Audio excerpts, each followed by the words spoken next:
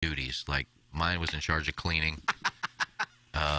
Mark's was in charge of like shopping and cooking, and mine was so weird. She lived in the complex, but she stayed with us. And when she would go to her apartment, she would like float like a butterfly. She would like go down the sidewalk, flipping her arms. I'll be back. I'll be back. And she's like floating. I'm like, oh look, God, I got a weirdo. But she cleans.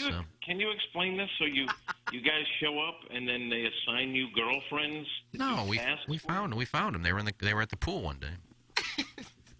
The good thing about Hallelujah Hollywood is the girls had to be topless in the show, and they couldn't have tan lines, so they all laid out at our pool, topless. Oh, for heaven's sake! And there were always these little kids that as soon as the girls got into the pool, you see these like 4 or 5 kids just jump in the water with their goggles on. Just listening and learning.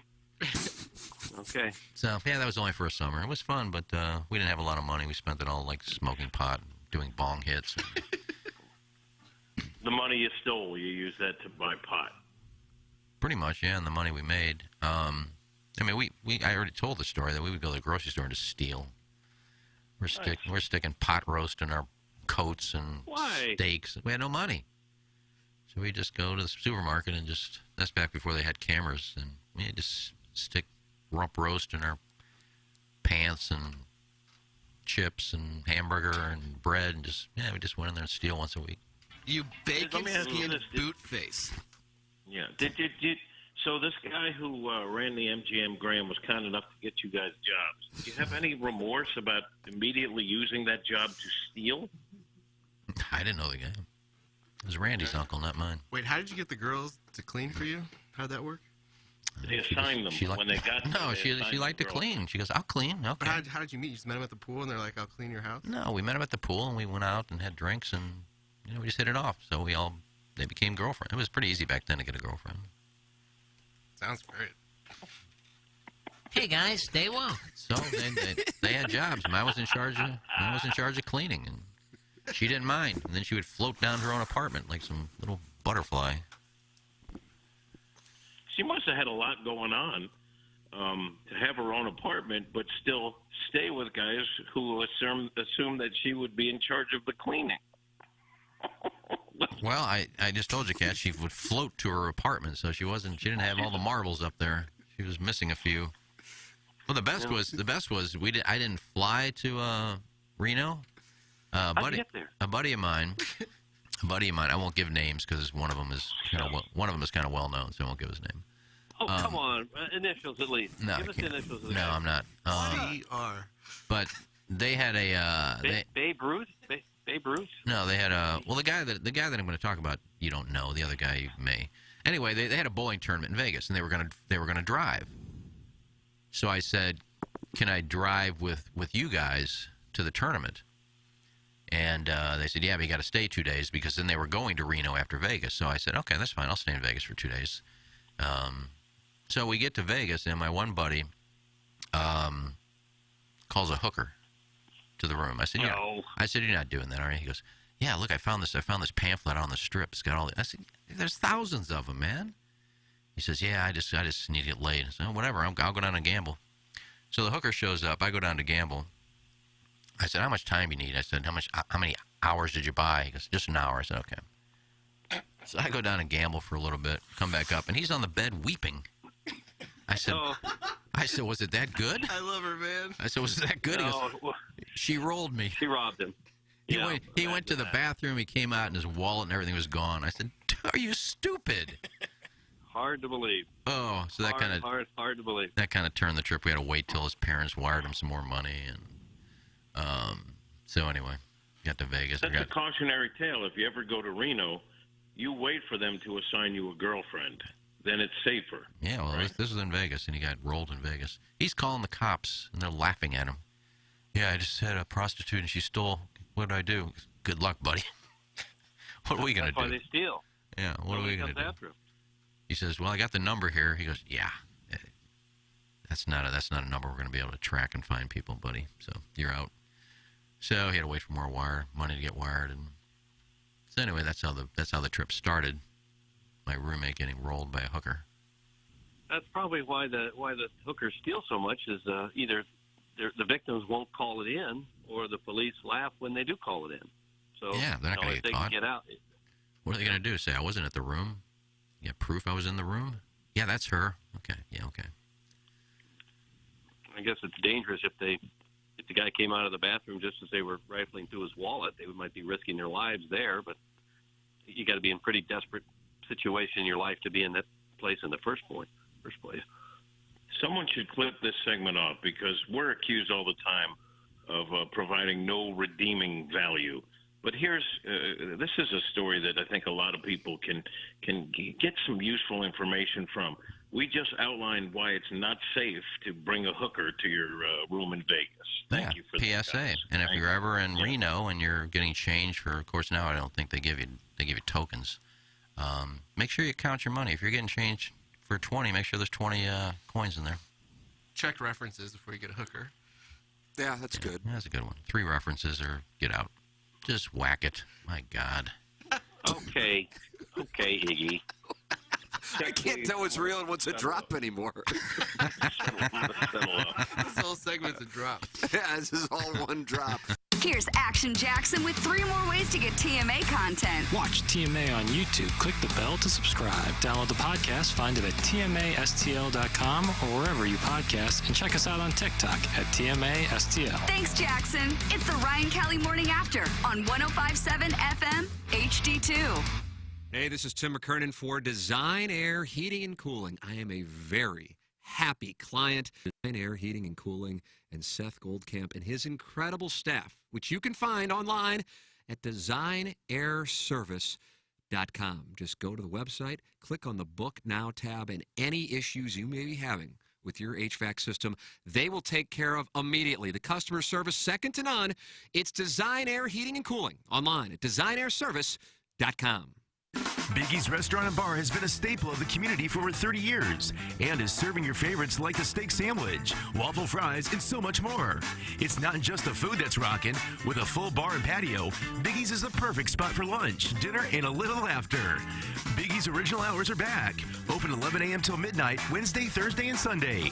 And 11 a.m. till 1 a.m. on Friday and Saturday. Check out the full menu at biggiesrestaurant.com and stop in today. Hey, this is Tim McKernan. I'm here with Ryan Kelly, the HomeLoanExpert.com, and you are always looking for a way to help people out, and the Hero Loan VA is a perfect example of that. Absolutely. That's how we give back to our military and to their families. We close VA loans 21 days or less. Heck, I'd like to tell you 14 because we're doing them in 14 and less, but I can guarantee that 21 days or less on a VA loan. And you can buy a house with no money down. You can refinance and cash out up to 100% of your appraised value. Truly is one of the best programs out there. Get the loan that you deserve today at HeroLoan.com, the only way to VA. This is Tim McKernan. I'd like to tell you about a company I started just a couple of years ago, and they still own. And it's called Sound Story. It's essentially a 1-hour interview that we do either in person or via Zoom with mothers, fathers, grandmothers, grandfathers. They come in and they tell their stories, education, growing up, and of course, family stories, the wisdom that they can share with their loved ones for generations to come. It's an audio heirloom. It's Sound Story. To learn more, go to mysoundstory.com. Live from the Michelob Ultra Studios, KPN-TFM HD2, Collinsville, St. Louis. This is TMA All Day. Rise and shine, St. Louis. It's the Ryan Kelly Morning After on KPN-TFM HD2, Collinsville, St. Louis. At the Morning After STL on YouTube and on TMASTL.com with Tim McKernan, Doug Vaughn, Iggy Strode, The Plowboy, and Action Jackson. 7:07 in St. Louis. You are listening to the Ryan Kelly Morning After on 105.7 HD2 FM, The Potted Plant, TMASTL.com, YouTube.com/TMASTL. Come on in, friends. The water is warm. It is our Munganess, St. Louis Acura, Alton Toyota, 7 o'clock hours. We broadcast from the Michelob Ultra Studios. Timothy Michael McKernan, Douglas Elvin Vaughn, Kenneth Iggy Strode, Action Jackson, Virgin Pringle Sauce Boss, and the Plowhawk is on the ones and twos. And we welcome you to get involved with the Engineer Design Facilities. Text inbox 314-881-TMA5. The Steve Schmidt Kia of North County phone line 636-9004-TMA. And you can email in for our Design Air Heating and Cooling email of the day, the morning after, at InsideSTL.com. and get involved and enjoy some Salt and Smoke. How do you do? Congratulations to Tom. He just had a son over the weekend. Oh, did he really? The great Tom Schmidt. Tom. Congrats to him. Absolutely. This is what I've been told. Did you know Salt and Smoke ships their barbecue around the nation? Did not know that. Which you can give as a gift to family, clients, or erstwhile lovers. Erstwhile. That's former? It's in the prompter. Is that, okay. Did you know they cater weddings, corporate events, office lunches, and father-son dances? Basically, wherever your mouth hole happens to be, they have figured out a way to deliver their meat into it. Find out all the ways they provide meat to your mouth hole at saltandsmokebbq.com. There it is. Nice. You want to hear the exclusive commercial? Doug, this is an exclusive. This is an exclusive. It's supposed to hit the shelves today around 8 a.m. Is it? Take a listen, Doug. I'd like Remember how life used to be exciting and hold promise for all the good things to come? I used to work with a pastry chef from Bombay. His name was Mesfin. Remember waking up on Christmas morning and believing in something? Now, how that will happen, we haven't yet worked out, but I do believe in it. Well, that's all gone. In the air, left field, and gone. Best you can hope for now is a glass of bourbon and a plate full of ribs to distract you from your impending mortality. I could use some of that pork, pig boy. Don't fight it. Salt and Smoke. Doug, there it is. That's a nice commercial, Plow. Yeah, that's a Plowboy exclusive. Did you Tom pull up loved all it. those yourself? Yeah, he gave me kind of a roadmap and kind of just went with it. And, Tom was great. This is like a day before he had a kid. He comes in here and cuts spots. So Tom's really? dedicated to the craft. I don't recall saying I could use some of that pork, pig boy. It's one I had to really dig deep into the files, but was able to find that. Okay. All I know is Michael Franks is moving up the charts lately. He's everywhere. Yeah. I wanted to switch it up, but it goes with Tom's voice really well. Yeah, it does. Yeah, it does, Bill. Oh, I love Tom. What's a nice little spot? Yeah, I appreciate it. When does that start airing? I guess it just started airing. It's just a few seconds ago, like I said, it drops about 8:15. Okay. There's a new promo for Trivia Night, too. Jesse Kioski sent over. Oh, it's playing to let people know that you can get single tickets or 2 tickets or 3 tickets. Sure, you can. TMA Trivia Night is Saturday, July 23rd at St. Gabriel's, Doug, and you get all that Salt and Smoke. You get out Uncle Leo's, and you get all your beer.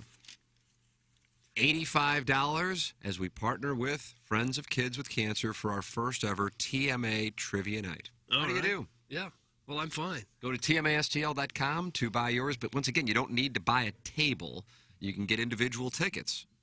So say you just want to go with a lass. That's fine. Now you can.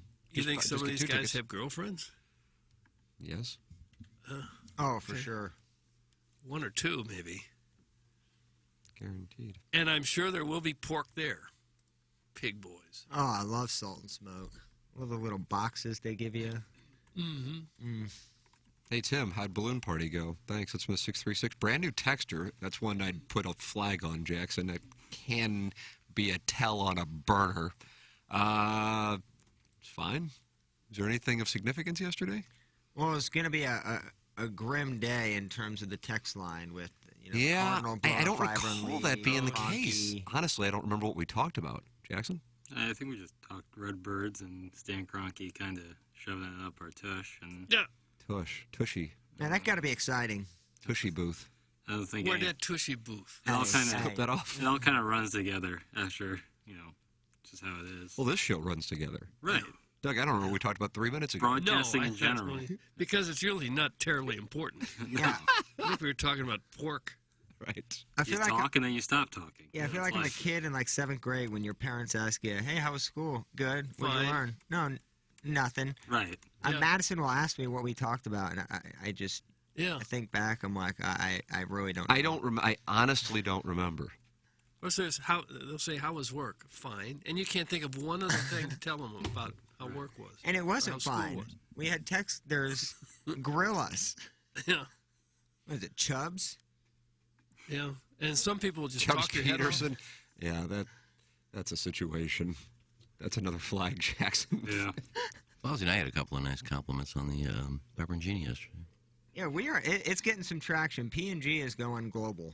It's going global. No, I'm kidding. I don't know. We're All still, podcasts, by definition, are global. We had 3 different Pepper and Genie uploads on Friday. See, the thing with that, Jackson, like, the error message. Sure. Now, do I just let that be? And Yeah, you power right through that. Okay. See, that's one of those that, I go in and try to do it again. Yeah. Understandable. Power right through an error Gotcha. Oh. I just get that on Lipson. Well, I just always worry that it's not going to be up, so I'm like, I'm going to guarantee They're all it Wisconsin will. players. Yeah. I knew it was in. Oh, Chubbs Peterson right away, right? What's the situation about me, Tim? That's from Chubbs Peterson. Just, Attention whore. I don't know. I don't subscribe to the attention horror theory that Iggy believes in, but that doesn't mean that I'm wrong. I just don't necessarily think that that's the case. But maybe I'm off, Doug. I don't think that's the case. I think perhaps he's just a snootful. If you're giving me a choice between attention whore and snootful, I'm certainly in the snootful camp. Well, I just think if you continually text in and 20, 30, 40 times before it gets read, then you want to play golf with me, then you want to play golf with Tim, then you're going to kick Plowsy's ass. I mean, you're just going after everybody, hoping it glams onto something, and then we talk about you. Glums. That's attention whoring. Yeah. I think Aunt Edna was described by Anthony Michael Hall, also known as Russ, in National Lampoon's Vacation, as just glomming on when he was having a beer with his father, Clark W. Griswold, when they went through a detour and flew the car 50 yards. 50 yards. Nice talk, son. Yep. Thanks, Russ.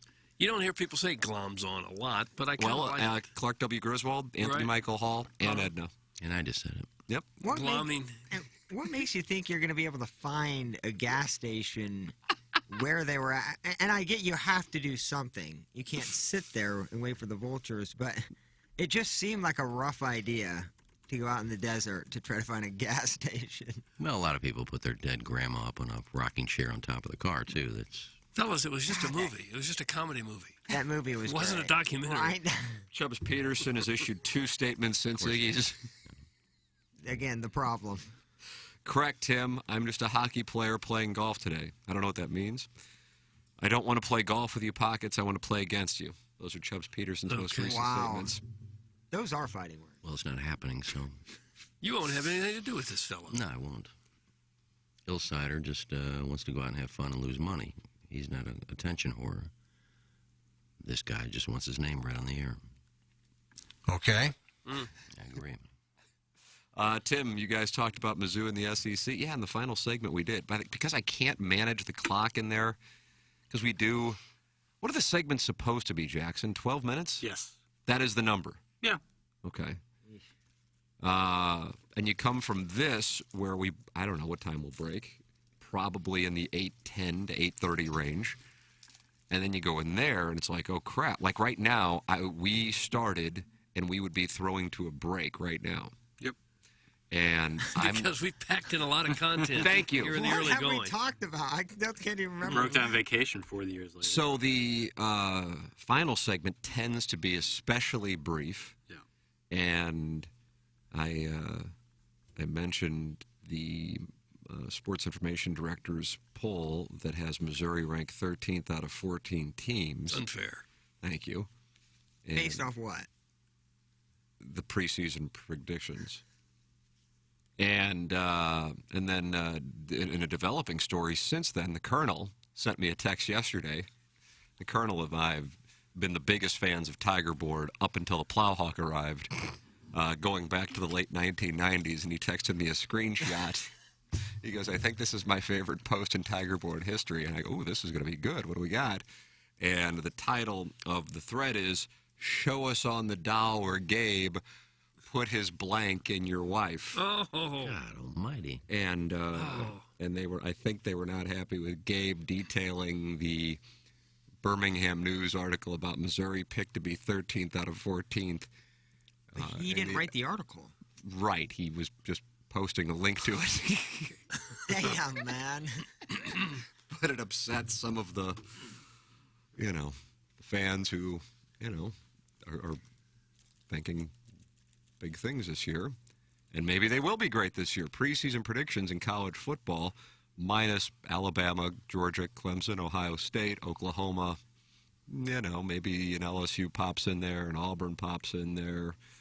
But that's pretty much who's going to be in there. Notre Dame can be in there. They're pretty much worthless, and they're based on the brand of the past, not necessarily the players of the present. But when your team is picked 13th out of 14th and only ahead of Vanderbilt, it has some of the fans on edge, and so Gabe took some shrapnel. If Mizzou had a long history of great success, championship teams, you could understand how maybe the fans would be kind of touchy to be told their team might not be very good this year.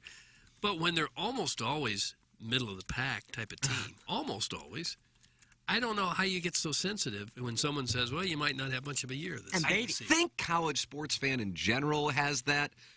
But, and Gabe wrote about this. I love his, I guess he writes it on Power Mizzou on the forum, but maybe it's in his columns. I don't know. His basically, it's like Bernie's bits, essentially. 10 things for Monday morning or something like that. And he said, Ole Miss's fan base is about to change substantially. And it's not because of a football championship. It's because of their team winning the College World Series. And they've now won as opposed to being doormats forever. And they were the 9th best team in SEC baseball this year. I had no idea. Yeah, barely got in. Yeah, barely got in. And then they go on and they win the College World Series, beat Oklahoma. Now, I don't think most Ole Miss fans are like, oh, God, finally we've got our College World Series, because if you gave them the choice between winning a college football national championship or, hell, just the SEC West, much less a college football national championship, I think 99.9% would take the college football.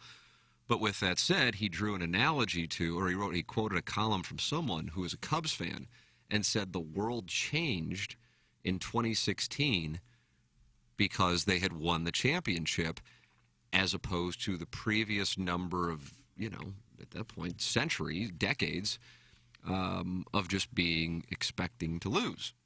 And so once that happens, your mindset changes.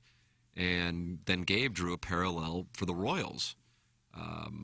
In 2014 when they won the pennant, in 2015 when they won the World Series, it's different now because you've gotten that. I think that's probably the case for some Blues fans. I think maybe some of my decline in interest in the Cardinals is that I've seen them win 2 World Series, which is a weird thing. And so Missouri fans, as we list these championships for the Cubs and the Royals and the Cardinals and the Blues, Missouri fans haven't experienced it. And so Missouri fans are still kind of lost in the wilderness and hoping either for themselves or their parents or their grandparents that they see a championship. And when the next supposed savior arrives and turns out to potentially not be the Messiah, the messenger that this guy might not be the Messiah will be attacked, not necessarily the potential false prophet. Do you follow me? Holler if you hear me. My name is Tupac. 1991? 92. Holler if you hear me. I don't know the years, Tim. Could be 93, so I'm going to say 92, which gets me 91 and 93. Holler if you hear me. I think Tupac it's Shakur came out in 1993. Got it. Whew. Whew. Whew. Good thing I moved to 92. That could have been a disaster. So he's comparing the Cubs and Royals to Mississippi State winning a College World Series? No. Not at all. He's talking about fan bases. Mississippi State didn't win it. They won it last year, though. Ole Miss. Because Ole Miss hadn't won a championship. And what he's saying, and not Gabe, but he quoted this author, is saying your fandom changes once your team reaches the mountaintop. Now, I don't think Ole Miss winning the College World Series is anything like Ole Miss winning college football. But with that said, that was the analogy, and I get it. I do think that there's something to that. Once the Cardinals won the World Series in 2006, I had a weird kind of a few days later, like depression, because for 24 years it had been all I wanted is to see the Cardinals win the World Series because I hadn't really seen it. I saw it in '82, but I barely remembered it. So 2006, that was incredible, and then 2011, because the run was the way that it was, it made it even better.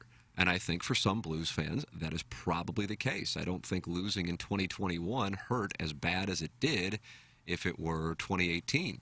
And I don't think losing even a month ago to the Avalanche hurt as much as it did because you have 2019. Now, you might not be thinking that way, but I do think that that impacts some fans. But for Missouri fans, they've never experienced it, or most have not. And so you now have this fan base that's in the wilderness. Take your pick of other fan bases. There aren't a whole lot out there.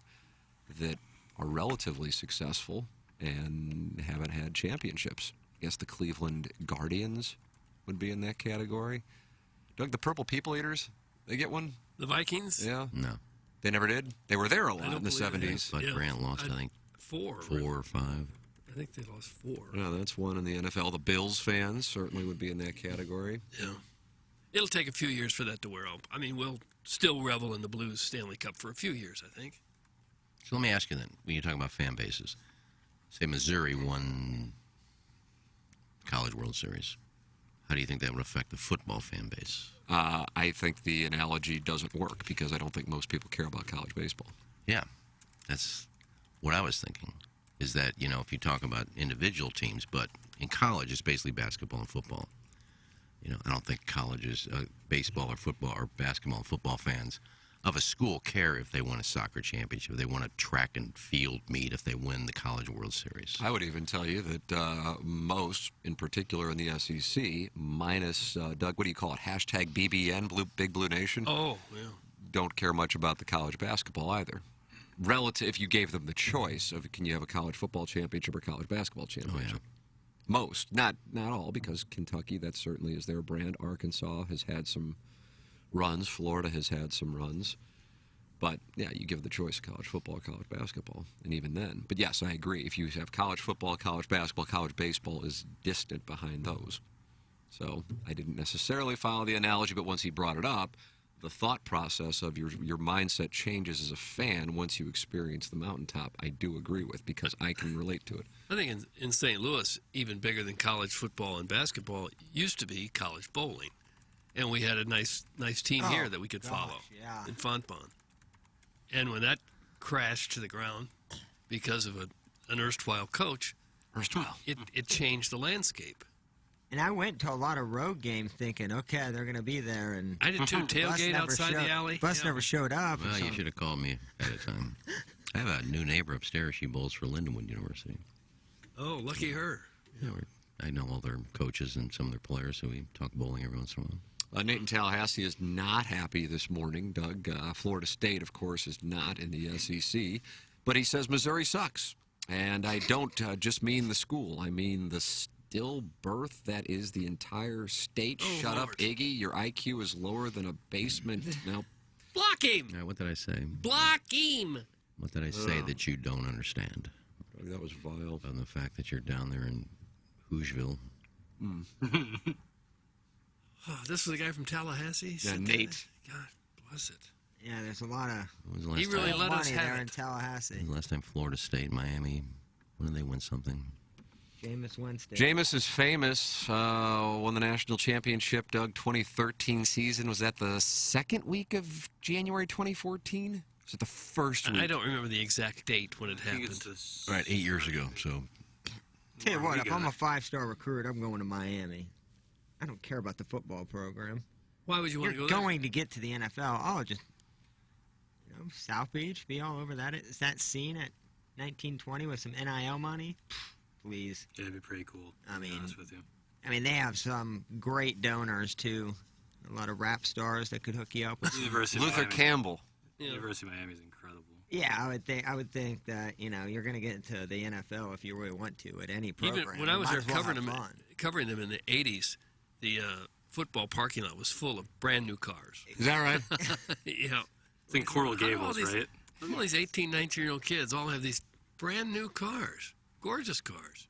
Wonder what that's about. That was that Wild West time period. Very short, right before SMU Yep. just got demolished. But I'd probably do that too. If I was a 5-star recruit and I knew I was like maybe the best player in the country and I had every school in the country recruiting me, I'd go to like Palm Beach Community College. oh, I would go to the Palm Beach Community Pepperdine. Yeah. Scouts are going to find me. I may average 30 points for that school. I'm going to showcase my wares, but I'm going to be living in Palm Beach. Well, You could go to the University of Miami and we'd do the same thing on a national. I like Palm Beach. That place is beautiful. if you're in college, though, you usually want to hang out with the other college kids. And most of them are not going to be hanging out at South Beach. You're going to be hanging out around the college. Well, that's their fault. All the honeys are at South No, Beach. they're Doug. The kids I knew who went to the University of Miami. They went to South Beach. They A had lot? some serious. They had some. You had to have serious money to go there. Yeah. It's private, and most of the kids are from New York, not Florida. Oh, I know that. Yeah. So, like... It's not where kids who grow up in Miami want to go. They all want to be Gators. Well, they all do that Florida prepay thing, so they go to a public school. Gators or Seminoles. Florida's very hard to get into. Yeah, Florida's a legitimate school. It's one of the hardest schools in the country to get into. It is. It's really hard, but it's beautiful. Gainesville's awesome. Yeah. Doug, why don't we go to Gainesville? Because we're too old. Tim's still got eligibility. He can play I four. do. Oh, yeah, you still got I got to knock out 8 credit hours. What would you play? What sport Punt would you return. play? Fencing. I don't know if I mean, I did have 6 threes in 1 quarter at St. James in 1990, so I don't know if that'll attract Billy Donovan, who's, of course, still there. You go to Oklahoma State for your last 6 hours, you can play on the golf team. Oklahoma State. Get yourself a... Me and Ricky? Yeah, get yourself a national championship. Victor right? Hovland. Doug, what about him lined up, waiting for a kick return? You think any one of us would even get up if we had to return a kick? No way. Could we even climb back onto our feet and get to the sidelines on our own? It would be a dead sprint to the sideline. Yeah. Like on the 2-yard line. You wouldn't make it. Well, maybe at the 2 you might make it. I would. He I stepped would. out of bounds. What's he doing? I would. I'd just fair catch it and just walk to the sideline. But you'd fumble it. And then you try to recover it, and you Do you get think you could catch a kick return, Eggs? Without a doubt. Guys, what makes Mizzou fan annoying is that they think the football program turned the corner, while a lot of people outside of Mizzou think they just had a moment in the sun like Boise State, TCU, etc. Thanks. That's from the Hunchback of Von Castle. That's reasonable, I think. Interesting perspective for sure. The South loves college baseball. I went to a sold-out game at Turner Field between UGA and Georgia Tech a few years ago. That's from the St. Louis Podcast They do Hour. love it. Yeah, it is big down there. It's not big here. Andy Hanselman. Missouri State is big. Yeah, they like it down there, too. You know, they've had some good teams, good players. Matt Reynolds is the voice of the Bears, isn't he? I thought it was Johnny Johnson. Is he? I think it was Art Haynes. There's no way. Art Matt Haynes, yeah, I Reynolds. knew him. Art Haynes. I think, I don't know if Coach Gutten's still the coach or not. We became good friends down there. Tim, Mizzou fans need to learn the system is rigged. Saban and others are allowed to cheat and get the best players, but if Mizzou gets a kid a Big Mac, we lose bowl eligibility. There it is. That's fresh from Tiger Board. Well, there's no cheating anymore. You can pay whoever you want. 0 cents. You can kind of do what you want. Gotta wonder if Desiree Reed Francois has her finger on the pulse of this seeming sea change in popular opinion with drink and is keeping her shortlist more updated than she imagined when she took the job. For the record, I'm still #Team Drink. That's from Kevin's brother, Jack Demoff. Want them put the ball in the air this season before we start. Yeah, I don't know if there's a sea change on Drinkwitz at all. I don't know if that's accurate. For sure. I hope he has 2 more years. I would hate to see them fire him after this year. And that comes from somebody. And I'm not saying I'm not on board. I just don't. Where I separate is there is a group of Missouri fans who really believe that he is the second coming, and I just haven't seen that yet. That's all I'm saying. I just haven't seen proof of that outside of recruiting class rankings, which certainly are oftentimes the seeds that lead to success. Don't get me wrong. But as far as, if we're going to talk about the LSU win 2 years ago or the Florida win last year, then I'm respectfully out on that. They're nice brands, but their teams were crap at that moment. LSU chose not to cover any receivers. They were in a run-only defense all day. When I look at so is Mizzou. Yeah, when I look at the drink era, I always go back to North Texas. Why is that? Because you're able to come back in that game. Yeah. And then you go and look at These kids don't quit. Tennessee. Now, there was no quit. Even though you did give up 63 points, there was 0 quit in that club. And so I think there was some quit against Tennessee. But in all honesty, you need to give Drink 2 more years. There's just no way you can go through another change already. There's just no way.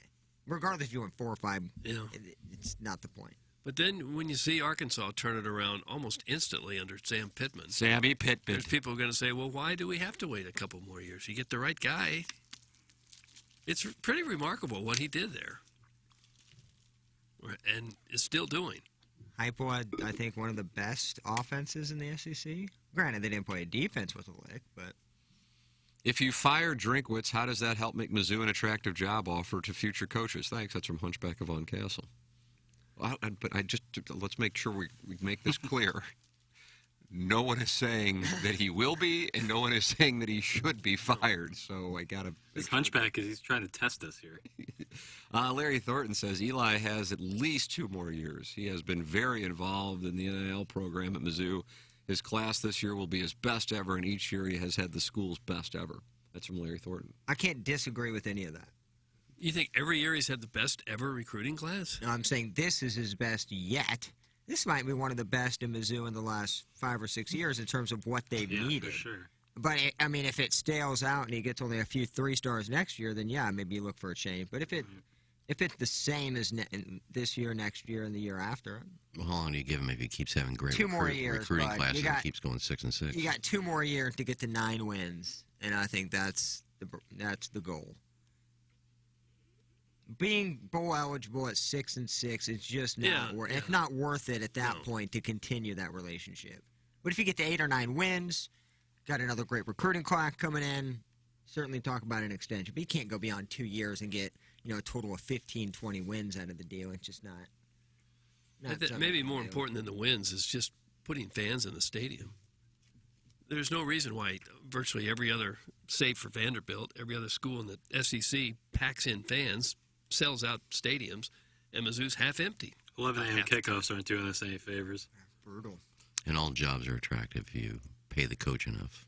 You guys have been to Columbia, Missouri, right? It's a police state with a Denny's. Why would any recruit go there? That's from Nate, and he's over in Tallahassee, and he is really active this morning. Police state. Police state with a Denny's is really a good line. But I don't know if I've ventured into Columbia that often. So. You've never been to Columbia? I don't think I have. Oh, my God. Really? You've never been to Columbia? It'd be like Right. Disney World for you. Oh, I think it'd be fantastic. I think I would enjoy it. I love college towns. You ever seen the ocean? Yeah, I did with Doug the first time. Then I saw it a couple more times since. Nice. Well, the ocean's probably better than Columbia. You want to do a poll on the app? Do that real quick. Yeah. What's more fun, the ocean? Do we want a specific ocean, or just the ocean? I mean, Pacific is. If you're, wouldn't it be fair to say Pacific's better than the Atlantic? Well, he saw the Atlantic. Oh, that California coast. Oh man. Well, I don't know. The water there is freezing cold. Yeah, but as far as a vista, do you like the word vista? No, the I don't. views are better on the Pacific. I just said it, vista. Yeah, because of you got hills right there instead of just flat floor to ground. You got. Yeah, better pick one of the two. We don't want to throw Arctic Ocean in there, Indian Ocean. We'll do Atlantic. Native American. We'll do Atlantic to give Columbia a fighting chance. Did it call it that I now? think I'd rather watch. Maybe I can get that going on Twitter, get some likes. Come on. Native American Ocean. What kind of a nation are we? Guys, Plowboy should do a man on the street at a Mizzou tailgate. Video would be incredible. That's from the Hunchback of Oncast. He might say the wrong word and get his ass handed to him. Yeah. You gotta. Yeah, that's a. They're aggressive. That's a situation there. Yeah. They're loyal and dedicated. Well, I mean, anytime you're going to go to a college town and after, like, if you're going to do it right before kickoff and everyone's hammered and you say the wrong thing to anybody, especially in the SEC. I would 100% say the wrong thing. I mean, we're all in agreement on that. Like that. No question that I would say the wrong thing. I don't get that sense at Mizzou games that the fans are just super angry and It's the people on Gabe's post-game show. Yeah, those are the people I'd be looking for. Most people at Mizzou games are pretty are by college football standards pretty laid back and happy and just kind of willing to accept whatever I think happens. the word you're looking for there is docile. Yeah, there's not brawls that I've ever seen. Columbia is a fun city. It is. On football weekend. I know there has been discussion on TMA listener comparing and contrasting the Balloon Party listener and where they're similar and where they're different. Now do BFib versus Mizzou fan. I would argue they're far more similar than they are different. Hashtag aggrieved. Doug, that's from Big Tuft. Okay, Tufty. I mean, in this certain instance, though, I do poke the bear quite a bit. So there should be text defending their university. Now, I'm not defending Mizzou, and their fan base kind of, they do act a little, they're a little soft, like very touchy. So, to me, I think that comes with not winning a championship. And on top of it, a lot of scar tissue. I think there are a lot of similarities up until 2016 with Missouri fans and Cubs fans. But the Cubs would have, it went back way, way back, and it was famous, way more so than Missouri's. But Missouri, if you're a Missouri fan, you have experienced some of the most famous college sports debacles over the last 30-some-odd years. Fifth Down, Tyus Edney, flea kicker, Norfolk State. I feel like I'm leaving one out. Northern Iowa beat them up. Yeah, Northern Iowa, that's one. Yep. Auburn running the same play. That's getting into the weeds, but I would put that near the top because it potentially cost them a national championship, which sounds asinine, but it's the truth. Aren't B-Fibs just like kiss the Cardinals' ass, and Mizzou fans or Tiger Board usually just trashing them? No, I mean, the Tiger Board, just like any message board, is a sliver of the population. But I think what Missouri fans in Kansas City would say is there is a similarity between, like, back when they were good, Nebraska fans and Cardinal fans, because there was an expectation of success. Now I guess maybe the similarity would be Alabama, in that, you just expect success, and the bar is so high. But I remember hearing that. Like, Gabe used to talk about that. But, that's coming from the Kansas City perspective. Don't forget, though, Iggy, the B-Fib section also is, like, the people that are involved in, like, the Marcelo Zuna neon sleeve, Carlos Martinez's hair incident. No, I'm just talking about there are some undercurrents of other issues going on. And I don't see that in Mizzou whatsoever. So I think B-Fib could be the worst of the bunch. But guys, Blues guy is worse than Mizzou guy. That's from Sniffin' Hope. Blues guy, I think, is more passionate than Mizzou guy. Mizzou football is, by college football standards, it's pretty laid back. It's pretty much of just kind of a fun party atmosphere more than it is hardcore football games going on. Yeah, I'd say more so than other SEC schools. Yeah. Well, that's because they never win. Guys, winning a Stanley Cup's like getting your salad tossed. Once it happens, you want it every time. Stick that tongue out and eat. Thanks. That's a recovering alcoholic from Belleville in Webster Grove. All right, that's a good shirt. Stick that tongue out and eat. So on the TMSTL app, you have the choice of what's a more fun destination, Columbia, Missouri, or the Atlantic Ocean. I don't know. I like halfback draws on 3rd and 8. Columbia, Missouri gets my vote every day of the week. How about that? Really? You may be the only one. 100% to 0 in favor of Columbia. We'll screenshot that. Well, it depends on where you're picturing the Atlantic Ocean. And where you're at in Columbia, too. I'm off Business Loop 70. If you're talking about Harbaugh's doing the bar district downtown, that's a lot of fun. But there's other places in Columbia. You could be anywhere in America.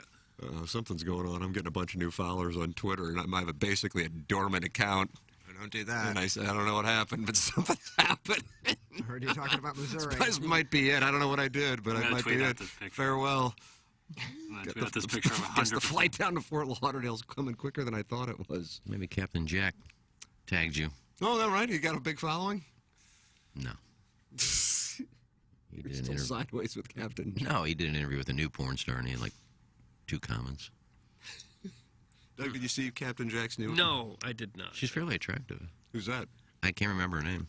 He said a newcomer to the business. Oh God! And I saw a picture. It's a fresh runaway.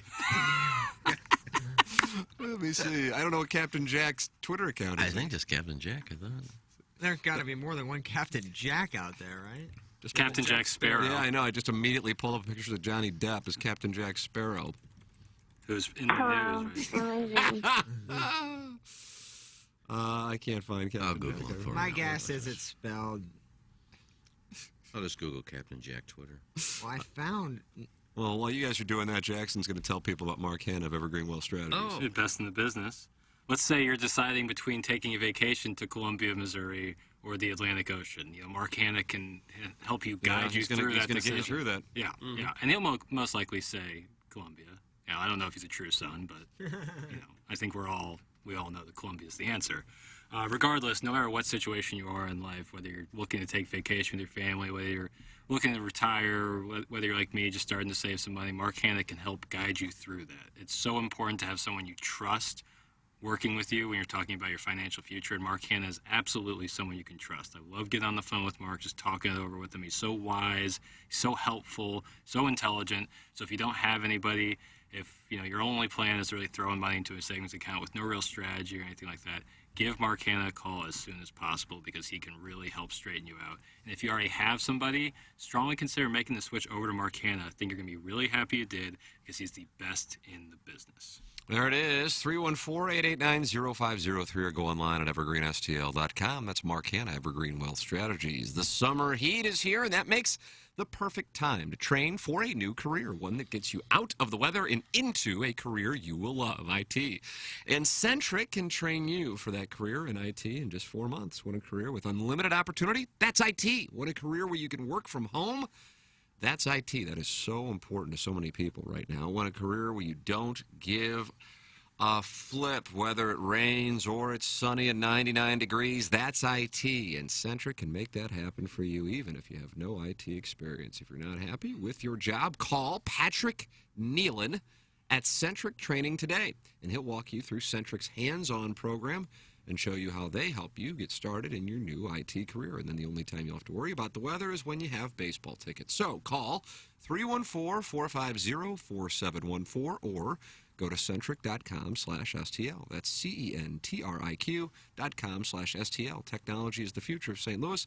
Centric can make it your future. That is Centric. Doug, do you tell the audience about our title sponsor? His name is Ryan Kelly, and he's online at thehomeloanexpert.com. Well, he wants to make sure you're taken care of if you're buying a house or if you want to refinance your mortgage. The housing market has started to cool, but inventory is still low, and houses are selling super fast. If you need to be pre-approved today, go to thehomeloanexpert.com. The Home Loan Expert has lower rates, loan programs for almost everyone, and a 10-day closing guarantee. The Home Loan Expert will have you ready to close when the perfect home hits the market. It's a good idea to get locked in now, so if rates go up more, you are already locked in. You won't pay that higher rate. And if rates go down, of course, they will lower and go down to that lower rate. So it's a win-win. Get locked in, get pre-approved today at thehomeloanexpert.com. And remember, if you are a teacher, if you work in education, you can get that teacher appreciation loan. You get a $500 gift card when you refinance or get a new original mortgage. Same thing if you work in a union. Union workers get that same $500 gift card when they close on a refinance or an original mortgage. The Home Loan Expert out there to take care of anybody. It's thehomeloanexpert.com. There it is, thehomeloanexpert.com. That's Ryan Kelly, title sponsor of this award-winning radio presentation. We are in the Michelob Ultra studios. Michelob Ultra, let me check the sign, Doug. It's in our studio. Okay. 95 calories. Not many. 2.6 grams of carbs. It's only worth it if you enjoy it. Michelob Ultra, sponsor of the studios here on TMA and also sponsor of the Fan Page Club Championship. And, well, Doug, there are only 2 spots left in the Final Four because Chris Hack defeated Fred Friedman. He beat him. What did you say? It was 3-2. I know you were out there. I wasn't out there. 3-2. And the Loomster, 4-2 over Kyle Leininger. So the Loomster is in the Final Four, and Plowhawk, he might win Listener of the Year. Yeah, I mean, Cuck of the Year for sure is no already. But yeah, he's having a great couple months. I haven't played with him in a few years, so his game must have drastically improved. So it's good to see him out there having success. I don't know in the championship if Vanessa going to join him on the bag. Oh, wow. Is she caddying for him? She's really the good luck charm. I don't think she's caddying for him. I'm sure she has zero interest in the tournament. I'd like to see her out there if she gets in the or if he gets in the championship. Would you? Yeah. Who has zero interest in this tournament? Well, I know. I have zero interest. I did until I got out. Then it got less and Shishawali less. tournament. I'm anxious to see who wins the Nautica Blue Jacket. I think the picture ceremony will be Tim's still in it. interesting. I think Tim has no problem with Sudeth. Doug, is it Sudeth or Sudeth? One of the two. I am a dumpster fire right now, Iggy, as you can attest to. And even you will not spin that. No, I won't, because you're working on things and, you strive to get better. And the things you're working on will make you a better player. But still the greatest, right? Correct. Okay. So maybe for that one day against Sudeth, you just go back Doug, to is your it Sudeth or Sudeth? I don't thought know. it was Call in, Sudeth. Sudsy. You just go back to your old swing for that one day, play the fade, go up against ED. You'll have a month for that match, so a month to work on the swing. And if it's fine, great. If not, go back to the cut for that match, and then go back to your new swing. Okay, there it is, Doug. There's our game. I've worked with Seika. Yes, he has. And Kitten. Kitten Natividad? Kitten Natividad. Feliz Natividad. Da-ba-da-da. First time I saw her was an airplane. That's how old She was an airplane? Yeah. Yeah, she stood up in the aisle and started shaking. Huh. And then she came out of a screen for another movie. Then she got into porn. Oh. Her breasts were the breasts in Airplane? Yeah. Is that right? Yes. Jackson, how the hell do you know this? I've seen Airplane. I know, but weren't they just like breasts? There was no face, right, from that scene? I know she's in it, so I'm almost positive the breasts in Airplane are hers. Wow, when we had her in studio, I really missed that question. Right. So I've watched Airplane after I've been listening to the show. So when I saw the cast list and I saw Seika was in it, obviously my ears perked up, and so I believe Seika. So that was Seika? No, Seika wasn't in Airplane. Or Kitten. Which one was it? Are they the I'm same? Which one was it? I honestly same don't know person? the difference between the two of them. Kitten I just know Atavi. that they both, Jay suckled upon both their feet. Kid Natavidad was in Airplane. Okay, so whichever of the two superstars were in I Airplane, guess I'll look her up. Okay. one of their breasts were the breasts. Is that right? Mm-hmm. I had Stunt no idea. breasts. Stunt breasts, yeah. Yeah. They were stunt breasts. That was before she got into porn. She was a stripper. Was in some Russ Myers movies. Russ Myers was known for just big boob movies. Oh, dear mother, she has really seen better days. Well, she's got to be like 80. pushing 80 at this point. Shouldn't have used the Hubbard. And I think she got back into Wi-Fi. porn like 2 years ago. When did Airplane come out? In the 80s? 1980. Oh, so that's been 42 years. Yeah, so she was, Same year as Caddyshack. late 30s. Caddyshack was 80? Mm-hmm. I would have gone 81 on that, Doug. God, that's been a long time now. Yeah, a couple years she made a comeback into porn. And she was doing grandma porn. And we still watch and still quote those movies? I love Caddyshack. You think I when watched you it were a the kid, other would day. you have ever watched a movie that was 40 years old other than Wizard of Oz or something like that? Guys, Plow Justice and Ken Bader Ginsburg killed it yesterday on Peps and Genie. That's from Cuck Knobloch. Doug, what does that mean? I don't know. Plow Justice and Ken Bader Ginsburg Yeah, killed well, it yesterday we were Supreme on Court Peps and yesterday. Genie. Oh. You guys play it? Well, you were like, people sent in questions. You guys decided No. whether or not you were overruling it or what? We don't want any questions. No, we just, we gave our opinion on the overturning Roe versus Wade. It was non-political. It was very good. Really? You're being serious? Yeah. Yeah, I Wow. I thought it went Maybe well. I'll have to listen and see what's doing. Yeah, we didn't. We weren't kidding around. We both have our opinions on that, and I was a little banty, but I ended the show with what I thought. Ken Bader Ginsburg. I know, right? Like, I That's can't perfect. quite get over that name. Ken Bader. So every once in a while, I mean, we very rarely get serious on Now I that have to show. make a meme of I'll have to superimpose Iggy's head on RBG's head. Oh, come on. She passed away.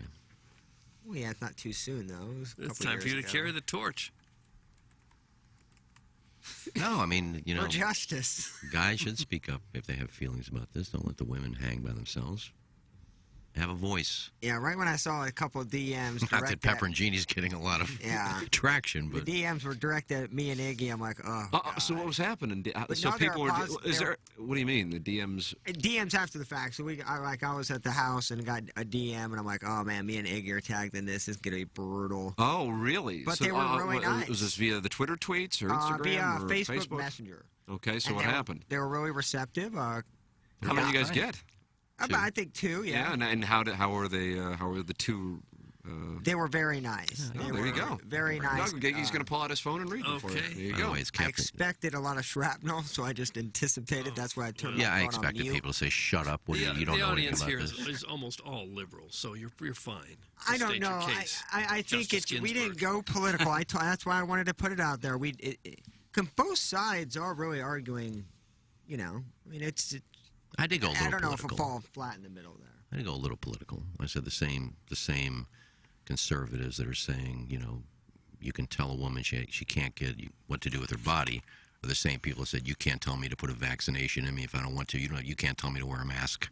Same people. But you flip that the other way, too. The people are saying it's my body. They didn't say that when they wanted you to get a vaccine. Doug is true. Doug is correct. All right, where am I here? Oh, by the way, it's Captain Jack _ADT. Captain Jack ADD? ADT. ADT. Now, what does ADT stand The alarm for? company? He is definitely. I have ADT at home. I think He's it's moonlighting as a Shift security salesman for a salesman. security. See if I can find him and see It's what's doing. adult something talk. I don't know what the maybe adult DVD talk or adult dirty talk. I don't know. Current adult DVD talk. And we're looking for an interview? Lola Sin, I think was her name. It's a little bit down. Hello. I just found her attractive. She's a newcomer. She's a Spitfire. Oh, is she a according, Spitfire? according to Captain Jack. Lola Sin sounds like a stripper. I can't find it. Boy, he's got a... Plaza, keep up with Yeah, he sure. He does a lot of retweeting. Captain Lola Sin. All right, I found it. Thank you. Who's doing all this retweeting now for Captain Jack of what the we're security talking about? company. Okay. The guy who runs ADT Security can't Company find is him. retweeting a stripper? Is that what this is found about? him. No, Captain Jack is probably the second How is best he not porn interview verified? there is behind me. He's the second best porn interviewer behind you. Yeah, behind me. Okay. Are there a lot of them? Are there a lot of people that are anxious to hear what the porn stars What I'm have to going say? through right now is very uncomfortable because I know people on camera can see the content on which is on my screen. Oh, no. I'm just trying to find, what is it? Lola Sins? So the show stops right now while we all Google search I thought Lola Iggy was Sin? going to read a DM. I can't find it. I went to Facebook and Instagram. It's not there. Well, maybe it was on the Twitter tweets. I don't think so. So where? So we just Well, went- Plowhawk, well, did you that's get it? right. Can you pull it up? A DM? I don't know where. What? Doug, I could have sworn the I thought gentleman those told DMs us were on They Facebook or got complimentary Instagram. DMs I for can't find discussing I see 'em right the now. overturning of Can't Roe find versus 'em. Wade. I can't find Well, it. they can't Yeah, be hey, I wanted to found. let you know. I listened Where's Swope with the audio? Listen to P&G today. I think you hit the nail on the head. And That, Iggy- that's what it is? Yeah, Iggy said, thanks, buddy. And here's another one. Okay, there we go. Podcasted. Thank you. I'm right. I'm a right-leaning politically, but could not agree more with everything you guys said today on today's show. Great job, boys. So, yeah, it was good. Tip of the cap to Pepper and Jeannie. Doug cutting into new arenas. I thought we were looking for Lola Sins. I could have pulled those off 5 minutes ago, but I was... I mean, last week the Plowhawk did his favorite finishing moves, Yeah. and then a week later they're breaking down Right. Roe v. Wade. Look at Ken this. Bader Ginsburg and Plowsy Sotomayor. Again, if you want to sponsor Pepper and Gina, it's it's fun. We have a lot of fun. Me and Iggy have a good rapport. Today we'll get back to nitwittery. We're going to talk about things we loved at one point in our life, whether we were kids or teenagers in our 20s and 30s that now we can't stand. Lingerie with bushes, man. Oh. I'm giving you a little teaser that's not even the big heavy hitter. That's why I'm very confident in putting that one out there. It's just a tease. I thought you were going to be talking about like candy or heavy metal music or. Well, Wedding Tackle's mad at you guys. I don't know what the hell. I haven't listened to it, so I can't speak to it. Wedding Tackle, call in 636-9004-TMA. It's the Steve Schmidt Key of North County phone lines. Wow, it's a middle-aged dude talking about how we're wrong about abortion topics. Sweet. This dude got some hot takes, I'm sure. We all have opinions. If you agree with it, fine. What is his name? Tacklebox? Wedding tackle. Wedding Oh. Tackle. What does that mean, wedding tackle? Wiener. What I is think he's probably Wiener. He's such a good, attractive person that women are going to want to bite on him and marry him. No. Just like a fishing lure. Talking about his unit. Warson was wacko, not happy. Yes. P&G was all political. It was horrible yesterday. Plowboy making up facts as the show went on, and the Komodo dragon weaving in his sexual conquest. Hey, you were talking about your sexual conquest on a Roe v. Wade discussion? I don't think I remember that one either. I don't believe so. Warson was wacko. You can call in You guys as listen. well. You're going to be Listen. behind Wedding Tackle. I don't love the wacko. He's a nice guy. Yeah, you all have your opinion. It's not like we figured that everybody would listen to it that loved it. No, obviously, if you're for overturning Roe versus Wade, you probably thought we sucked. That's all right. I cussed yesterday, Doug, too. Why? No. Why would you do I that? try to stay away from cussing, but it just came out. Well, why would you? Because I can. Well, so, yeah, Nice. You can do a lot of things. It doesn't mean you do them. Well, I don't have to worry about what I say on the podcast, and it just came out. All right. I don't make it a cop. I don't write down, I'm going to say F at some point. And you got today. angry, Justice Ginsburg? At the end, yeah. Who were you angry at? Supreme Court. Oh, okay. You'll have to listen, Doug. All right. We're not going to talk about it. Go listen. How long did you go on this? Oh, I don't know, 15, 20 minutes. Okay. That's about the standard time. That's a Pepper and Jeannie sode. Usually we run out of gas. Poor about the same Jackson. time. Plowhawk, you're lucky you're not sitting in for QFTAs. Jackson's ready to just crawl out. Poor guy. What was yesterday's 500? We haven't done it. I know we might do it today, Jackson. Sales just meeting, tomorrow. I know we have a sales meeting. We have a sound story Doug, here's the itinerary. Balloon party at 10. Sound story is 11:30? Yeah. And then we have a sales meeting at 2:30. Today? Uh-huh. Oh, that means that we could get it. We could do it when we'd have something to go I know. to. That's your dream scenario. I honestly still don't know what I'm going to do. I need to stop talking about it, actually. That's what I need to do. Oh, by the way, I need to find somebody. We need a babysitter or nanny. So if you have a friend or family member. full-time? Au pair? Au pair would be somebody who would live with us. And you're not offering that. We're not offering that. But, if you have a family friend, daughter, T. McKernan inside STL.com, then I'll just forward you to my wife, and you can work that whole thing out with her. Preferably. Yes, ours is going back to school here shortly. Preferably someone named Rochelle. I beg your pardon? Rochelle. What does that mean? From Milan to Minsk. What does that mean? I don't know what's going on. Nurse? Seinfeld. Oh, is that right? Mm-hmm. Yeah. That was their nanny? He had a nanny? He didn't have Doug kids? and I are both completely Seinfeld blind, right? kinda- You never really watched it? Oh, I'm sorry. I thought everybody watched it. No, it's a strange thing. It's weird that you love Kerr but didn't like Seinfeld. Well, it wasn't that I didn't like Seinfeld. It's that for both of us, we were working in television and, or in my case, I guess more so, college. Same thing with Sopranos. When it was on, we were both doing Sports Sunday at KMOV, so watching Sunday night television was just not an option. Right. I missed almost 40 years of primetime network television. Yeah, but think about the exposure you got on doing local TV. Yeah, I didn't see anything. But it's all... I was working late, and then as I got older, then I had kids who were involved in games and practices and wanted to watch their shows. And so I missed The Office. I missed Seinfeld. I missed Friends. I missed the great shows of our time. The good thing, it's all out there. You can go find it anywhere. Yeah. I think Seinfeld is now on Hulu or Netflix, one of the two. It's on Netflix. So you can sit down and watch Seinfeld. I still find myself watching the Cardinal game and the Blues game and the other sporting events that are on the air, or a good movie, or news. Seinfeld, one of the funniest sitcoms. That Oh yeah, I have it on in Netflix all the time, just in the background.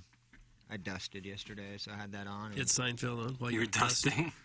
You actually Yeah, dust? I dusted the entire apartment. You have a Took cleaning like- lady who just came over for a light Took about 2 full light hours. dusting. Yeah. Do you have a little feather thing? Yeah, it's actually an extender as well, and you can actually, adjust the actual feather long duster as Yeah. well for fans underneath, windowsills. Did that, and it took forever because Madison has a crap ton of clutter everywhere. You ever wonder where that dust comes from? What is that exactly? I don't know, but our fans get ducts. terrible because we keep them on all the time. They say a considerable amount of dust is like Skin, so skin coming you off. just have to deal with that. A lot of it is the cleaning air ducts. Because I have to dust like twice a week. Right. And I don't know when they... But what is No, I don't know when they... what is the dust last made time up they- of?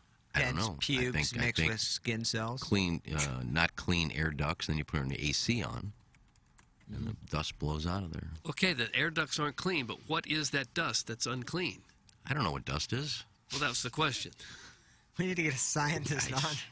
All I know is I got to dust twice a week, and I found, my favorite ASMR go-to is haircutting. Sorry, Tim. I thought we would. I have found... I like that sound. I Giving me a soft cow. Aw, Bill. I have found now Bill. that I am into dusting ASMR videos. All right. What sound does that make? Well, it depends on what you're dusting, but just the Dusting doesn't make a noise. if you're dusting like a clock or you're dusting like a lamp that has like a shade, little. Yeah. But it's more just the act of back and forth with the duster. It's just kind of relaxing. So I'm finding new ASMRs I'm into all the time. But number one is still getting your hair cut. Oh, the clipping sound, yeah. But there's these ASMR people that think that they don't even use scissors. Oh. They have their hands and they just go clip, clip, clip, clip, clip, clip, clip. No. That won't cut it, no. Use the scissors. What's the clip, clip, clip, clip, clip? Well, they had budget clip, clip, clip, restraints. clip, clip. They couldn't afford the scissors. A lot of people like that. Oh, I love it. Why? She's just saying clip, clip, clip. I don't get it. Maybe you should make your own line of ASMR videos. I think I could. Why don't you? Have a fish crackling, searing on a skillet. Another one is they take a little brush and they do this. Oh, I'm getting a soft cow again. And they just start, especially like Ting Ting does that. When she's Henshin? No, Ting Ting. I thought Henshin says he's Well, ASMR Ting Ting. He's stolen Ting Ting. Henshin's big into ASMR. Ting Ting's got like Well, when he texts or when he sends his emails and he signs off as ASMR Ting Ting. Usually a number after. Ting Ting has like 3 million followers on YouTube. You're missing your calling. But when she does the haircut, she goes, I'm going to wipe off your face. Now it has a little bit of hair, and she'll take her brush and... Stephen Wildwood is demanding the siren right now. He is furious. Actually, yeah, I had this pulled up. Sorry, had to get rid of the free dotem guy. The Colonel. Whoever that might be. Colonel dreading the post-game show. There you go, Steve. Better late Yeah, than I think never. you could make a series of ASMR videos and really hit it big. Oh, I could. So too. The problem is that most of the really popular ASMR girls are attractive. Well, yeah, you wouldn't be the one on camera, but you could. Well, you be have the to be on director. camera. You'd be the director. Their face is right in the camera. Okay, so you find a pretty girl to do it, and you're the director. There's nothing to direct. They know Well, what yeah, they're she's- doing. No, this girl is not going to. ASMR Taylor knows what she's doing. ASMR August. She took my advice. I said, you need to do a haircut video soon. She goes, I think I will. Thank you. Oh, and the she ting- did. The ting is Wasn't short one of for her good tingle. ones, though. Ting ting. She did too much Smart talking. ting ting. She did too much talking.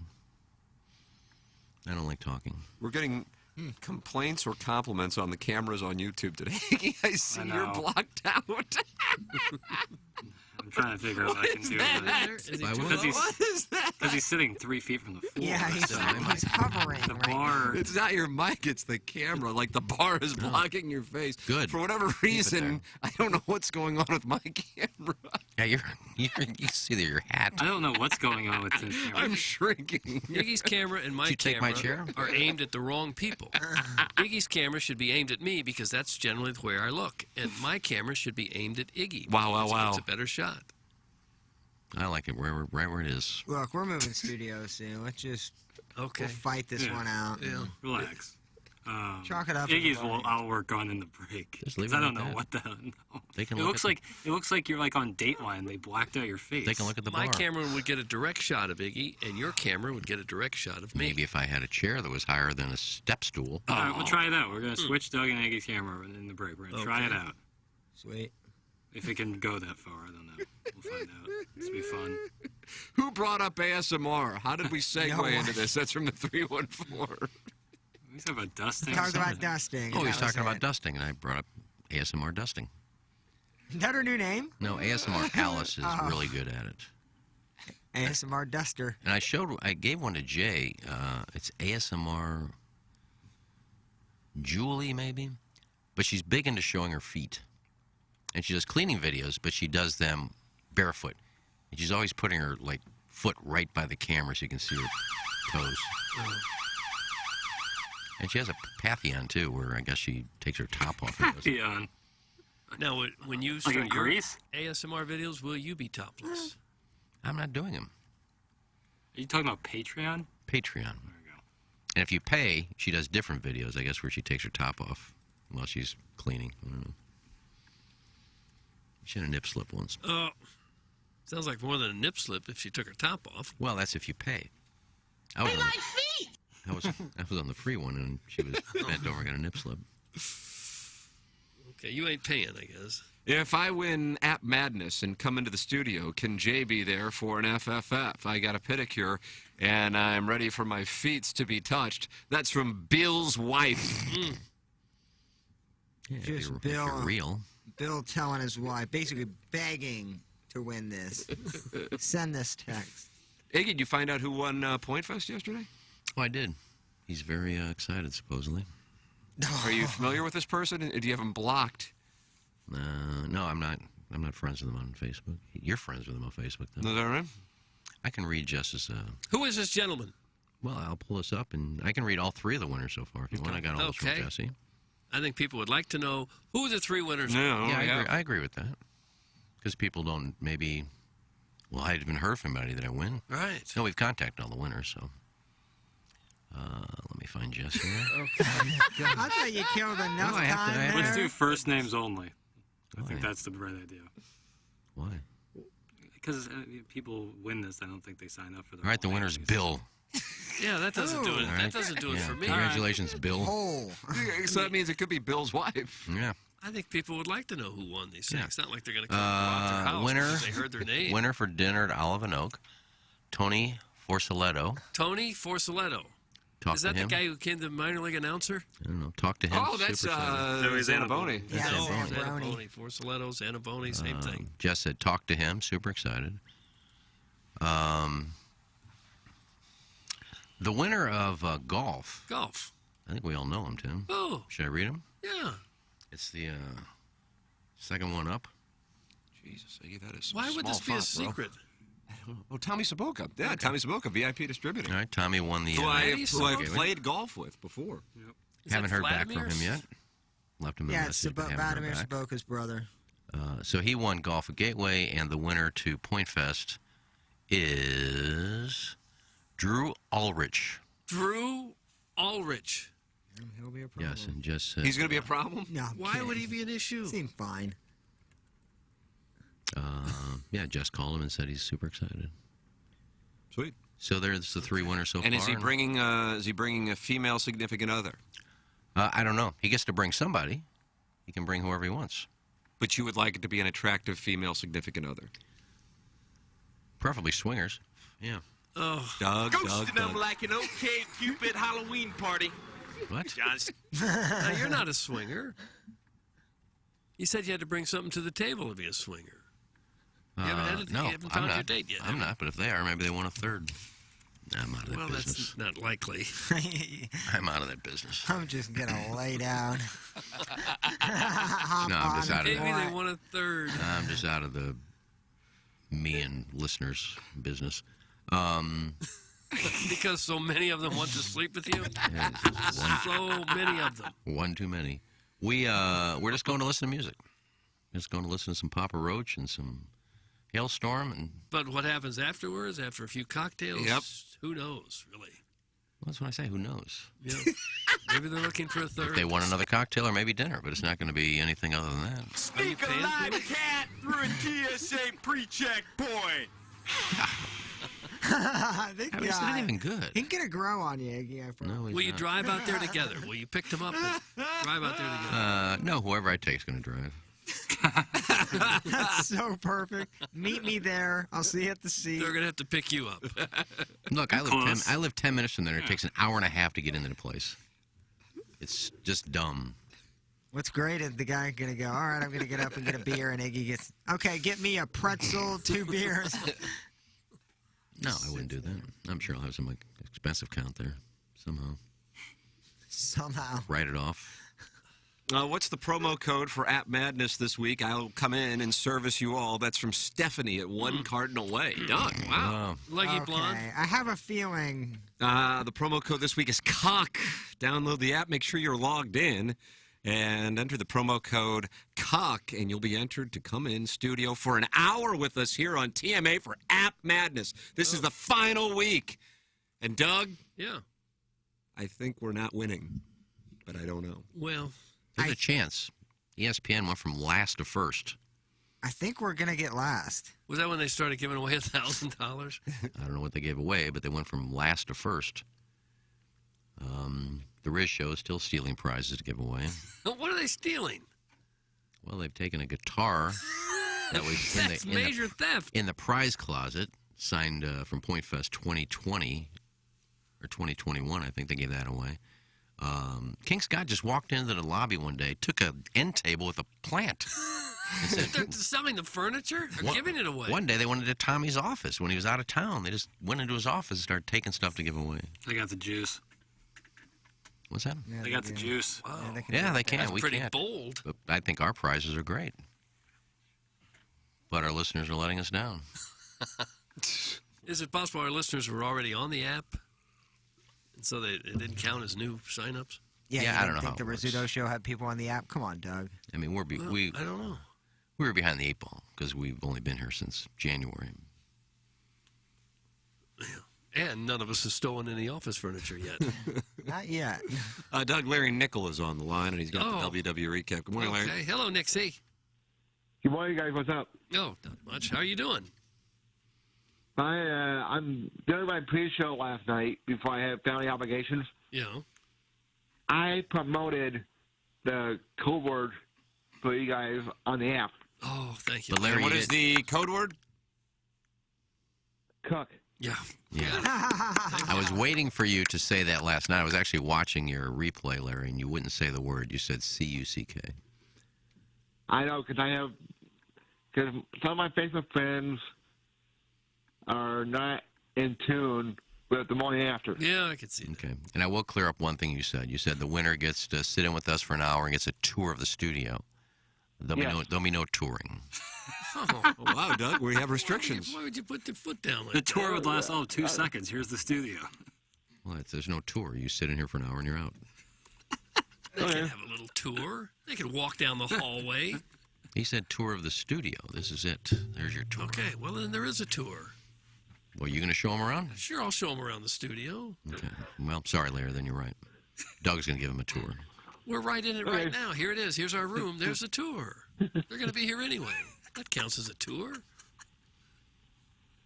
Okay. Okay. All right. Let's get to what I called in for, which is wrestling. All right. What happened last night? Last night there were 2 last chance matches to qualify for the Money in the Bank ladder matches. For the man, it was a 20-man battle royal, which was won by Riddle. So now he found a loophole to get back at Roman Reigns if he wins the men's Money in the Bank ladder match. Okay. And then for the women's, it was a 6-pack elimination match, which included Doudrop, Becky Lynch, Tamina, Janet Baszler, and some other girl. And the winner of the match, Becky Lynch. Okay. Doug, she goes by the man. Is that a big moment for her? Yeah, because after she lost her title at WrestleMania, the announcement saying her career has been going in a tailspin. And Becky Lynch will have to win the women's Money in the Bank ladder match in order to challenge for either the Raw Women's title or SmackDown Women's title. Is this where they put a ladder in the ring and you got to climb up and take a suitcase out of the rafters or something? Yes, Doug, it is. Okay. It's kind of odd. I wonder who thought of that. Former WWE superstar and AEW superstar Chris Jericho. Okay. And it never fails. Somebody gets to the top of the ladder, and then the other person, and they can't quite reach the suitcase, and the other person gets up there, and then they hit each other a few more times and fall off the ladder, and they get so close but never get it, right? Yeah. It happens every time. It does seem to happen that way. Yeah. There's been one match, one man's Money in the Bank ladder match, where Drew McIntyre was in it, and that was the only way he was able to get a rematch with Bobby Lashley when he had the WWE title, but that didn't happen. Okay. It just seems like a match that seems especially fake. What, Doug? Oh, nothing. There you go. Nothing. Larry, do you have the top 5 countries in the world available? Yes, I do, Tim. Thanks for asking. No problem. Number 5 will be Greenland. Oh, okay. Doug, you ever get to Greenland? No, but they were given their independence by Denmark. All right. Yeah. Learned that the other night at the trivia show. And number 4 will be Holland. Ooh, I call it the Netherlands. Well, you call it Holland or Netherlands? Netherlands? A lot of I weed guess up in probably there. Netherlands. Chronica picnics. Not a crown. Number 3 will be Puerto Rico. Doug, it's a nation state? Man, a U.S. territory, nice. Yeah. Number 2 will be Canada. Number 1, United States of America. Yes. Yes, and yes. Larry, God bless you. God bless these United States of America. Yeah, God bless America. There he is, the best in the business, Larry Nickel, with us here on the Ryan Kelly Morning After. It's our Munganess, St. Louis Acura, Alton Toyota, 7 o'clock hour. Timothy Michael McKernan, Douglas Elvin Vaughn, Kenneth Iggy Strode, Action Jackson, Virgin Pringle, Sauce Boss, and the Plowhawk with you. Don't forget TMA Trivia, the first ever, is coming up 3 weeks from Saturday at St. Gabriel's, and you can get 1 ticket. You can get 2 tickets. You can get 3 tickets, but you're going to get all your beer included. That's nice. You're going to get Salt and Smoke. Sweet action. And you're going to get Uncle Leo's. 3 pizzas per Great. table. Yeah. So you can get that at TMASTL.com right now. TMASTL Trivia. What a wonderful night it will be, as all of us will be there, and hopefully many of you will be there as well at St. Gabriel's on Saturday, July 23rd. Get your tickets at TMASTL.com. Send your emails in for our Design Air Heating and Cooling email today, the morning after at InsideSTL.com. Design Air is online at DesignAirService.com, the official HVAC provider of TMA and the Tim McKernan Show podcast. And Doug and I are very happy clients. Anytime you're running into any issues with your air conditioning mixture, you just go to DesignAirService.com and click on the Book Now tab, and they will have somebody come out there quick, fast, and in a hurry to tend to your air conditioning and make sure it is working very quickly. It's Design Air Heating and Cooling online at DesignAirService.com. We'll take a commercial break, come back with our appliance discounters, 8 o'clock hour. This is the Ryan Kelly Morning After on 105.7 HD2 FM, the potted plant from the Michelob Ultra Studios. So, you don't have 7 friends who know everything about TMA? Oh, wait, you don't even have 7 friends? That's okay, buddy. Single tickets are now available for TMA Trivia Night. So go buy one and maybe you'll make a few new friends. Get a table of 8 or single tickets now for TMA Trivia Night, July 23rd at St. Gabriel's. Trivia about the morning after, hosted by the morning after. Ticket price includes food from Salt and Smoke, late night food from Uncle Leo's Pizza, and beer from a sponsor to be named later. A portion of the proceeds go to Friends of Kids with Cancer. Learn more and make some new friends by getting a single ticket. And we'll try and put you with some people who know about the show. It'll probably be an but whatever. Find out more at TMASTL.com. Live from the Michelob Ultra Studios, KPN-TFM HD2, Collinsville, St. Louis. This is TMA All Day. There's a new whiskey in town, Fistful of Bourbon's the name, and going down easy is their game. The kin behind Fistful has spent over 100 years concocting the finest blend of 5 whiskeys this side of the Smokies, making it the smoothest bourbon your mouth will ever feel. This is the kind of complexity that can only be accomplished with good old-fashioned hard work and sound alchemy. Get wise. Pick up a bottle today. Don't be a damn fool. Please enjoy Fistful responsibly. This is Tim McKernan. I'd like to tell you about a company I started just a couple of years ago, and they still own. And it's called Sound Story. It's essentially a 1-hour interview that we do either in person or via Zoom with mothers, fathers, grandmothers, grandfathers. They come in and they tell their stories, education, growing up, and of course, family stories, the wisdom that they can share with their loved ones for generations to come. It's an audio heirloom. It's Sound Story. To learn more, go to mysoundstory.com. Hi, I'm Ryan Kelly with thehomeloanexpert.com, in studio today with one of my favorites, Tim McKernan, the man, the myth, the legend. We're here at Hubbard Radio. I checked out the new studio today. What do you think? The wallpaper is fabulous. How about that? Man, that's like 10, 11 years in the making. It really was. One of the best investments, one of the best deals I've ever done. I've said that over a decade. I still mean that. But the good work that the show has done, the money that's been raised, the community, the culture, everything about it. I'm a TMA limiting for life, you know. I don't know what else to say about that, except if you need a mortgage, visit thehomeloanexpert.com. You can get an insurance quote anywhere. Ask yourself, what is my provider doing for me? Do I have to hit prompts? Do I have to deal with chatbots? Am I put on hold? Is it always a different person? Are they local? Are they proactive in the community? Do they represent the #1 provider of auto and home insurance in the U.S.? The James Carlton State Farm team is comprised of individuals right here in your neighborhood. We are out supporting our Blues, Cardinals, Bills, and Tigers. Do something new in 22 and kick the out-of-town companies to the curb. Give us a call or go online to carltoninsurance.net. If your insurance costs a leg and an arm, call James Carlton, State Farm. App Madness, the final week, and we've saved the best Lemming Kiss-Ass type prize for last. An hour in the studio with TMA during the show. But you've got to get the app, and you've got to register, and you've got to log in to win. Get the TMA app in the Apple or Google Play Store now, and get on it. Once you sign in, you'll get a keyword. Enter that keyword for your final chance to win. It's App Madness, and it's almost over. Find out more at TMASTL.com. Okay. Hot takes. Yeah. Pepperoncini. Pepperoncini. And now the Pepperoncini Show with Darren Atkins and Ken Stroh. All right, take it, fellas. There it is. That's the open. Pepperoncini. Pepperoncini. Pepperoncini. Pepperoncini. Pepperoncini. Pepperoncini. Pepperoncini. Pepperoncini. We don't know what it is. We don't understand the name. We just know it's stupid. And it's available every weekday, featuring Iggy and the Plowboy. Apparently it's some kind of a podcast or something. Available at tmastl.com and on the TMASTL mobile app. Whatever. KPNT HD2, Collinsville, St. Louis. Now, back to the Ryan Kelly Morning After.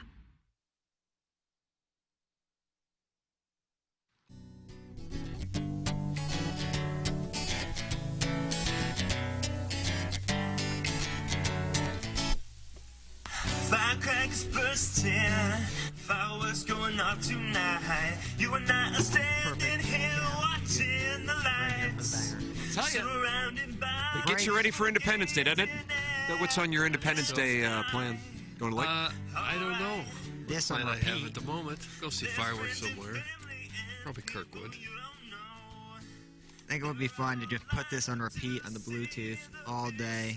Nice 4th of July get together. This is not traditional 4th of July music. I want to hear John Philip Sousa. They played this in 1776. Ass. I don't know that they did.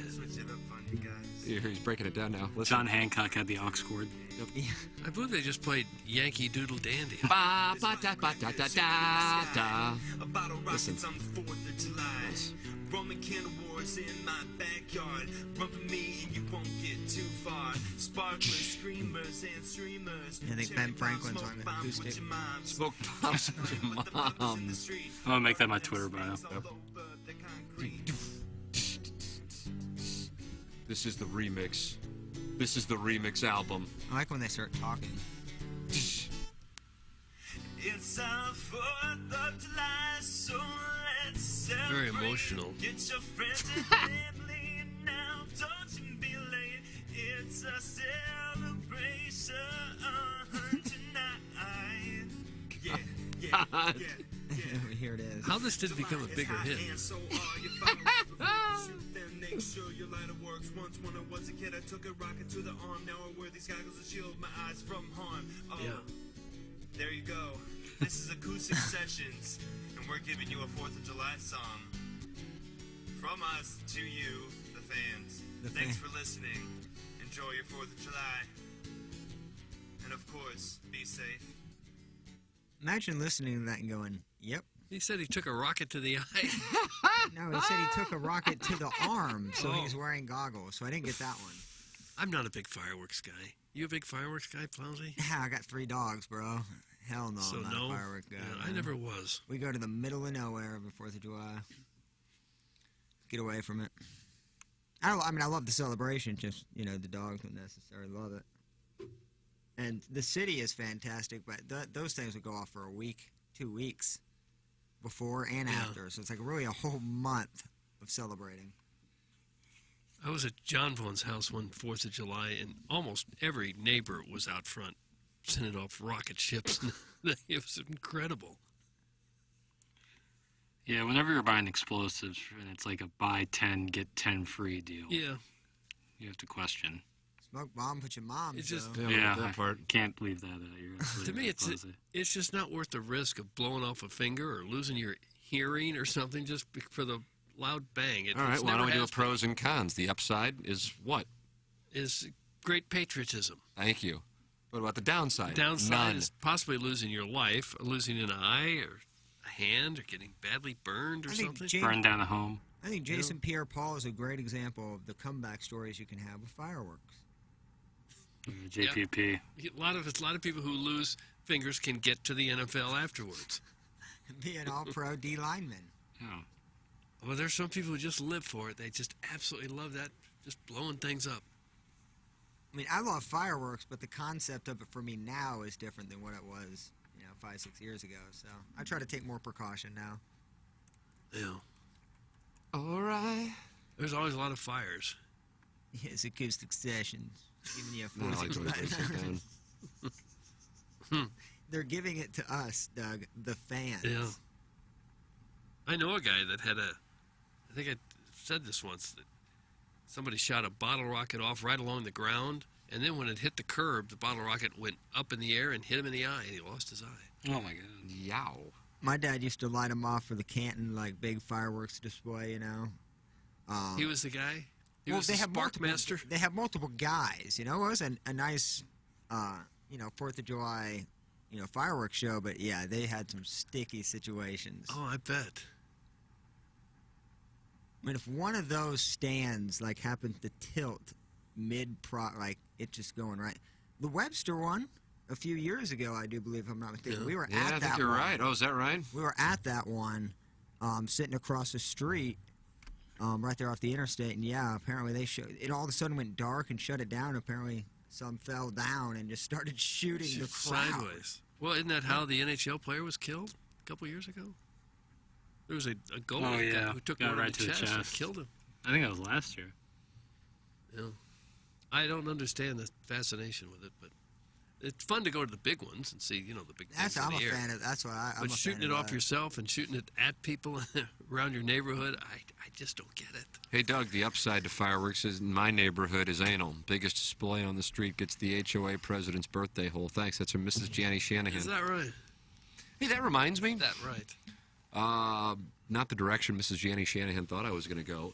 Has anybody, and I would imagine nobody has, because the time slot was terrible and confusing, by the way, the E60 that just aired on Sunday on the Red Wings and the Avalanche, and that rivalry from the late 90s, early 2000s, and the Claude Lemieux hit on Chris Draper, and then Darren McCarty, and the retaliation a year later. I gather anybody, Nurse? Have we seen it? No, I have not. Just came out. It would be a great 30 for 30. They called it an E60. I think it's called Unrivaled. God, is it good. Holy crap, it's good. And for Blues fans, I would imagine they love it. But it aired on Sunday at noon. It's the strangest damn time slot. So I just, recorded it, and I got a chance to watch part of it 2 nights ago, and then I had to go to bed, and then I finished it off last night. Man, is it good. I forgot that Patrick Waugh and Chris Osgood were fighting. Yeah, those teams hated each other. Unlike anything we've ever seen in the league, I think. It's certainly in my lifetime. I know it used to get really, bad crap back in the day. But, Claude Lemieux. Doug, do you have any recollections of Claude Lemieux at all? Banny Little Rooster, unpopular. I would gather maybe some old-time hockey fans would say there are some similarities with Kadri and Lemieux. Could be off on that. Maybe not. Could be. I don't know. He won Chalice with 3 teams, if I'm not mistaken. No. Devils and the Avalanche for sure, and I don't know who the third one would be. Did you see, just as an aside, Corey Perry has been on the losing team in the Stanley Cup Finals 3 years in a row now? That's rough. Ouch. But I will look forward to seeing that, because it's something. Yeah, you'd really enjoy it. It's on ESPN Plus for those who didn't see it. It's really good. Lemieux still has never apologized to Chris Draper for the hit, and you can look up that hit right now on social media and see it, or on YouTube. And he still has a titanium plate in his cheek from going into the boards. It is shocking sometimes, the lack of respect they have for each other. You would think, as a player, knowing how dangerous the game could be, that you would respect the other guy a little bit more than they do. I know the heat of competition things get crazy, but some of the hits you've seen in hockey, not so much now, but in past years, really just crazy. Bordering on the criminal. I like to bring the hip check back. They're not allowed to do that anymore? You can, but nobody does it anymore. Bob Plecker was the best. Yeah. Well, just checking people, that's okay. But the hits after a guy scores a goal and then you hit him with your stick or something, what's up with that? That's nuts. See, I like the fighting, but also you have to take up 2 roster spots for guys just to fight, just in case. You don't have, the enforcers necessary that you need on the roster is, what you. Not many of those left in the league now. They were, God, who are they showing? Mark Crawford was the coach of the Avalanche, and Scotty Bowman, of course, was the coach of the Red Wings. And the whole issue, according to the Red Wings, of why there was going to be retribution for Lemieux for his hit in '96 on Draper in the Western Conference Finals was that Lemieux never apologized. And then he was like, during the celebration or during the handshake line, and this was the Western Conference Finals, Lemieux was pumping his fist while he's shaking hands with the Red Wings, and they really wanted a piece of his ass. And then going into it, now Blues fans will remember, 96, that was the Steve Yzerman, John Casey. Doug, was that double overtime at Joe Louis Arena, Game 7, Wayne Gretzky? There was a giveaway in the neutral zone. Right, and then the shot just inside the blue line. Yeah. Was he paying attention, or was he... He was, he just wasn't quick enough. This was wasn't more of a wasn't good enough. skill issue. Yeah. Because Furzy was out. Am I correct on this? That sounds right. Yeah. Was that Nick Kiprios? Is that my right Kiprios years? bowled him over, yeah. In the first round. This is the second round. So then the Red Wings advance because Yzerman beats John Casey, and they take on the Avalanche, which I might have been in their first year since moving from Nurse. The Avalanche? Where they were the... Quebec Nordiques? That's correct. Yeah. And so they show up in Denver, and they have this heated rivalry immediately with Detroit. And so they are furious with Lemieux, and they win the Cup. And the thought process was whoever was going to win was going to beat Florida, and they did. That was the Van Beesbrook and the rats that they used to throw on the ice in Florida. So then they finally get a chance for Lemieux in retribution in March of 97, and the Red Wings were considered soft at that time, and that's why it was a huge deal. And the way they got it going is Forsberg was going with somebody, and then somebody else started, and so the officials were distracted, and then Darren McCarty comes up, and he just absolutely cold cocks Lemieux, and then Lemieux turtles, which is, the textbook in the NHL bitch move, and he just pounds him. Then Patrick Waugh, because all the other guys are already occupied with Red Wings, comes charging out of the crease. Brendan Shanahan sees Waugh coming, and so he comes after him, and then Waugh, for whatever reason, jumps, and Shanahan jumps, and he levels him. And then out comes Mike Vernon, and so he and Waugh are fighting, and all hell is breaking loose. And then they wanted to have retribution for that, and then Waugh came out again, and he starts fighting Chris Osgood a year later. And as crazy as that seems now, the fans absolutely love it. Oh, my God, Just yeah. loved it. Was Joe Sakic on that team? He was. Forsberg, Sakic. Yeah, you look at the players in those teams, and when I think they won 5 cups between them from 96 through 02. Avalanche got 2 in 96 and 01, and the Red Wings got 97, 98, and 02. If memory serves. And the Blues Stars got won shut out 99. in those years. That's correct. We didn't win anything. Had some great teams themselves. Approved. And they were oftentimes on the losing end to wingy. Yeah. Did Shanahan sign with Detroit or traded? He was traded. Was he traded from the Whale? He was traded. Because the Blues got Blues Pronger traded from him to the Whalers. Whale for Pronger. Yeah. Right. So he was traded from there before 97. I love Peter Forsberg, man. Great captain. I was watching Doug's facial reaction as there was like 2 beats there before there was follow-up. I thought there was going to be more to it. Well, what more he was as good a player as there was in the league there. Oh, 100%. Well, when the Blues swept the Stars, who were at the very least the defending Western Conference champions, and they won the Cup in 99, Hull skate in the crease. And then I think, Doug, did they win in 2000? They lose to the Devils. I don't know the years, Tim. Either way, they had won the Western Conference 2 years in a row, and then the Blues swept them in 2001. And then they were about to play the Avalanche, and people around here were like, this is going to happen because Forsberg, we found out, had appendicitis like the morning of Game 1 of the Blues and Avalanche. And so the Avalanche were without Peter Forsberg for that series, if I'm not mistaken. Yeah, I think that's right. But the Blues lost in 5, and I think 3 of the losses were in overtime. It's brutal. Brutal billiards. And then the Avalanche won the Cup with Ray Bourque. Yeah, the Blues had some very good teams back then. They had a goalie who wouldn't pay attention. That was a problem. Pay attention, Roman. They're shooting from center ice. Once he got faked out, somebody faked shooting the shot in the corner and then instead shot it on goal, and like Turek completely took the fake and he was almost out of the net. Where were you going? As big as you are, large, just stay in the net.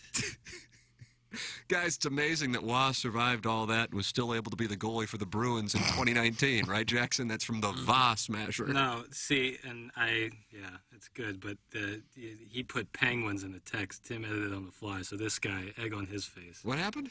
Are you reading Big Tough's text? No, I'm reading Va Smashers. Damn it, Big Tough messed up. I was going to get him. Oh, well. Yeah, you'll find a lot of the textures have the same material. Right. All the textures are on the same page, Doug.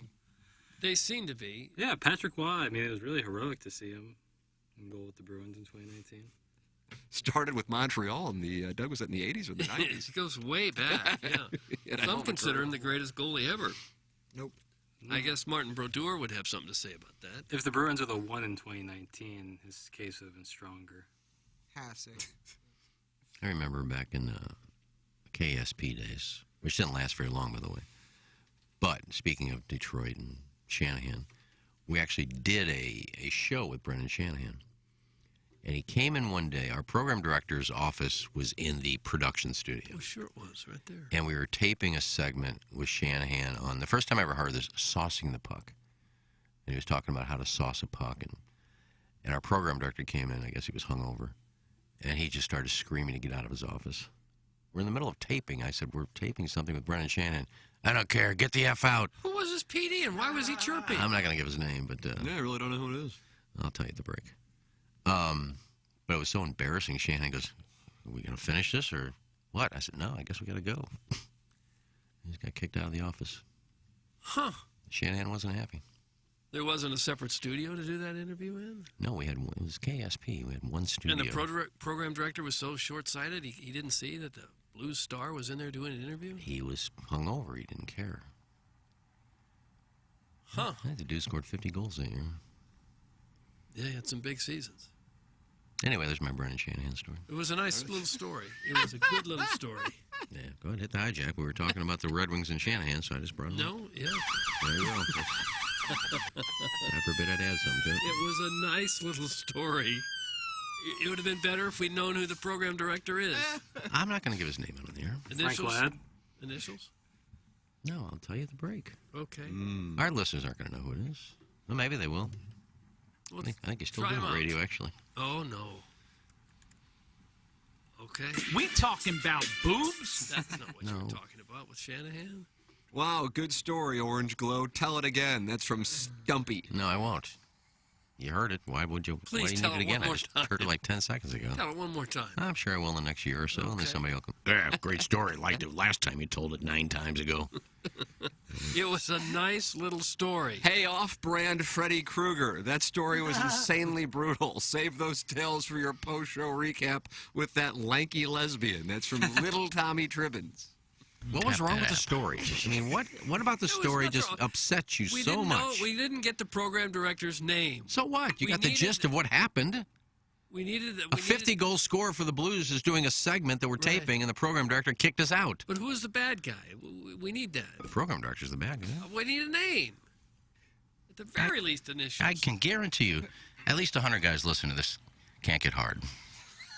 Well, maybe that got you hard. I think that's done. Okay. Yeah, I know what to tell you. It's a story from KSP that nobody ever heard of. Not a bad story. It was a nice little story. It was a station that lasted about 6 months, but yet we had a show with Brendan Shanahan. Mm-hmm. Started to, anyway. Well, we had a show. This was just a segment we were taping for some of the other shows to play. How to sauce the puck. He had saucy mitts. It does a radio show? Yeah. Speaking of saucy mitts, I think Panger was on the broadcast when, who was it? There was some guy on the Red Wings. Oh, it was Shanahan. It was Shanahan, who, in the middle of another fight, and this was in '98, somebody's stick came up and it hit him in the eye, and he just lost his mind. And so he just found anybody he could find to just start beat the hell out of him. And he finds this tiny guy on the Avalanche and just pounds him. And Crawford loses his mind. That's why I was talking about Crawford and Scotty Bowman. Crawford was only there for 3 years, even though they won the Cup. And then he went on. And I remember he was coaching the Canucks when they beat the Blues in 2003. So Crawford loses his mind. He's leaning over the bench, screaming at Scotty Bowman, calling him, "You old sea-sucker," over and over again.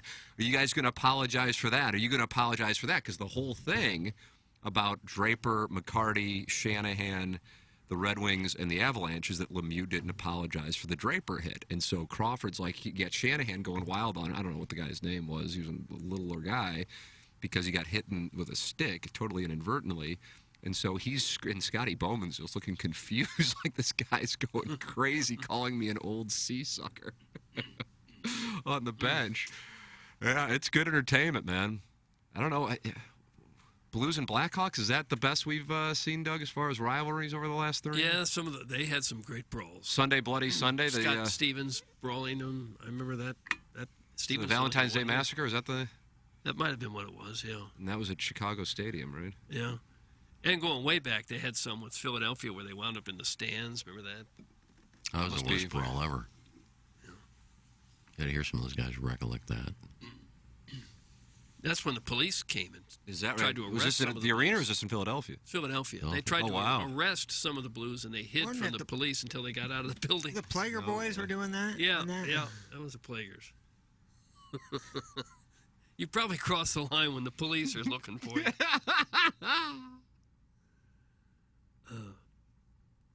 Gentlemen, I'm sorry. Morning, guys. Are you guys doing a show for yourselves or for the audience? Yeah. Gentlemen, here's a story. I'll give you the build-up conflict and resolution at the break because I cannot share it on the air.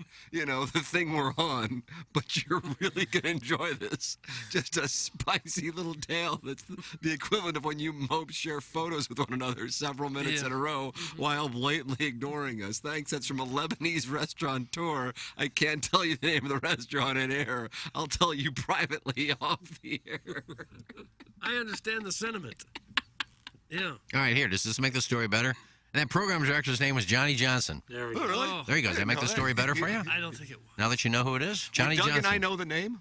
Yeah. We would. Oh, wow. Huh. Okay. But I don't know how the listeners don't like the story because they don't give the name out. Rest in peace, Stan. Was it Stan? I just gave you the name. Johnny Johnson was the program director. Does that make the story better for you? No, because we know that's not who it was. You don't know that? Stan Lee died. You don't know that?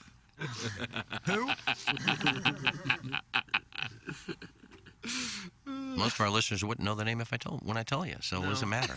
You got the gist of the story that we were kicked out of a studio. Just wondered who it was. So. I just told you, Johnny Johnson. Okay.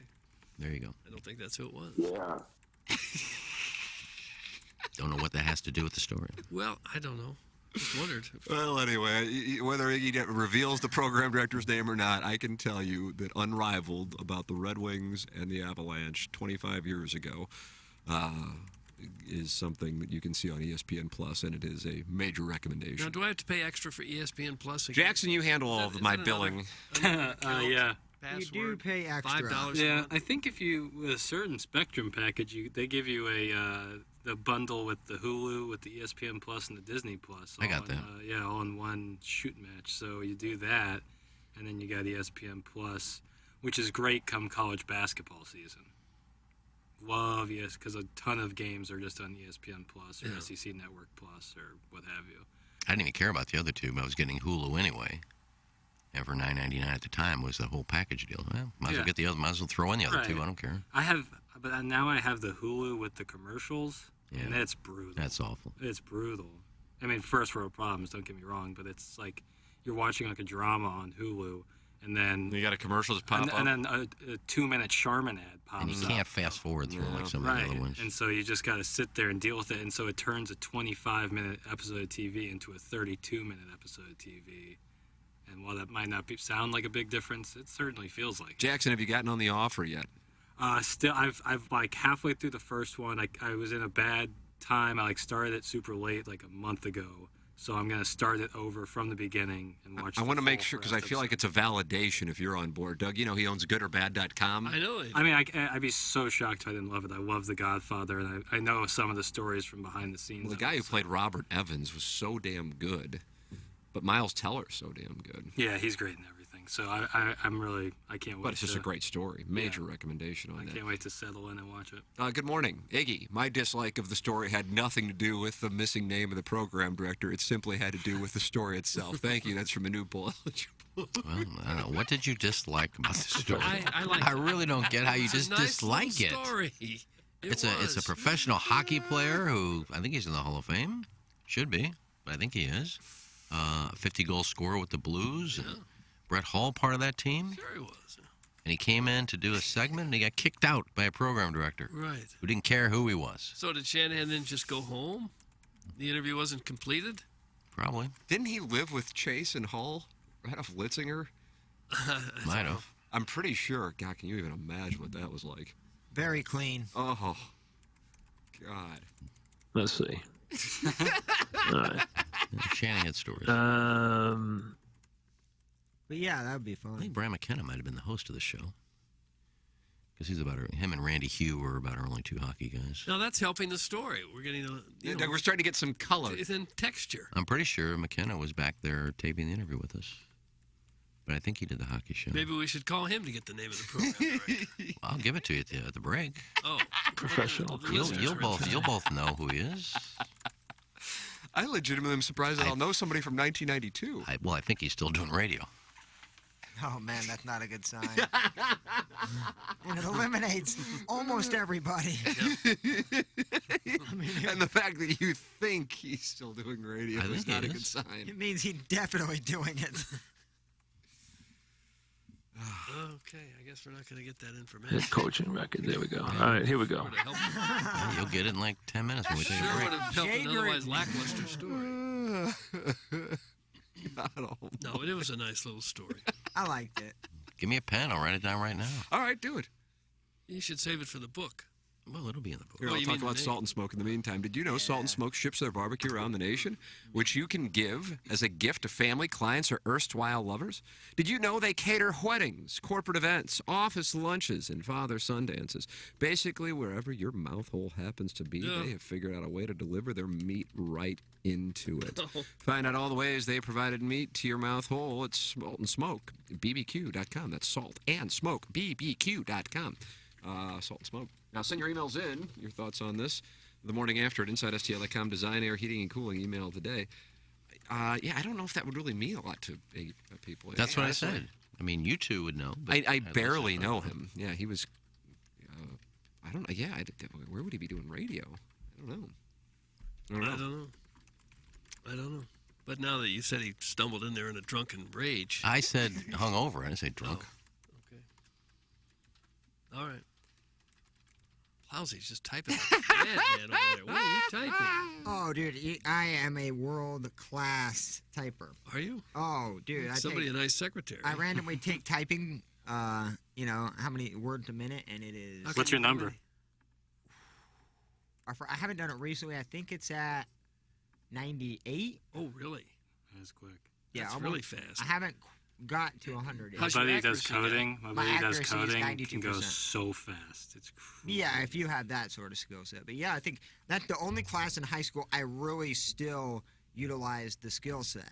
I think would be that. And obviously basic math, but typing class helped me out a ton. I liked it too. Did Sophomore year I had it. Oh, yeah, I did it sophomore year as well. Mm-hmm. Did like the orange cover plastic to where. And it seems so weird at first. You go J. And it's the best class. And then 2 weeks later, you just clip it away. You wonder why are the letters in this order? Yeah, I love it. But sorry, I didn't mean to halt the show. That's all right. I apologize. Now there's another question. Who figured out the letter pattern on a keyboard? That's a very good question. Jackson will find it. I gotta do some research here. Okay. What's the question you're requesting? Who figured out the letter pattern on a typewriter? Do you want to know why it's like that, or who did it? Who? Okay. Yeah, I feel like the I know former why, is more because important. the more popular letters used more often are. Oh, MMF. Are there for you? Yeah, that's why my Index I finger. can barely see it on my keyboard. I'm still a one-finger typer. Why? You didn't take typing? I did, and I was pretty good in high school. They call that hunt and peck. I know they do.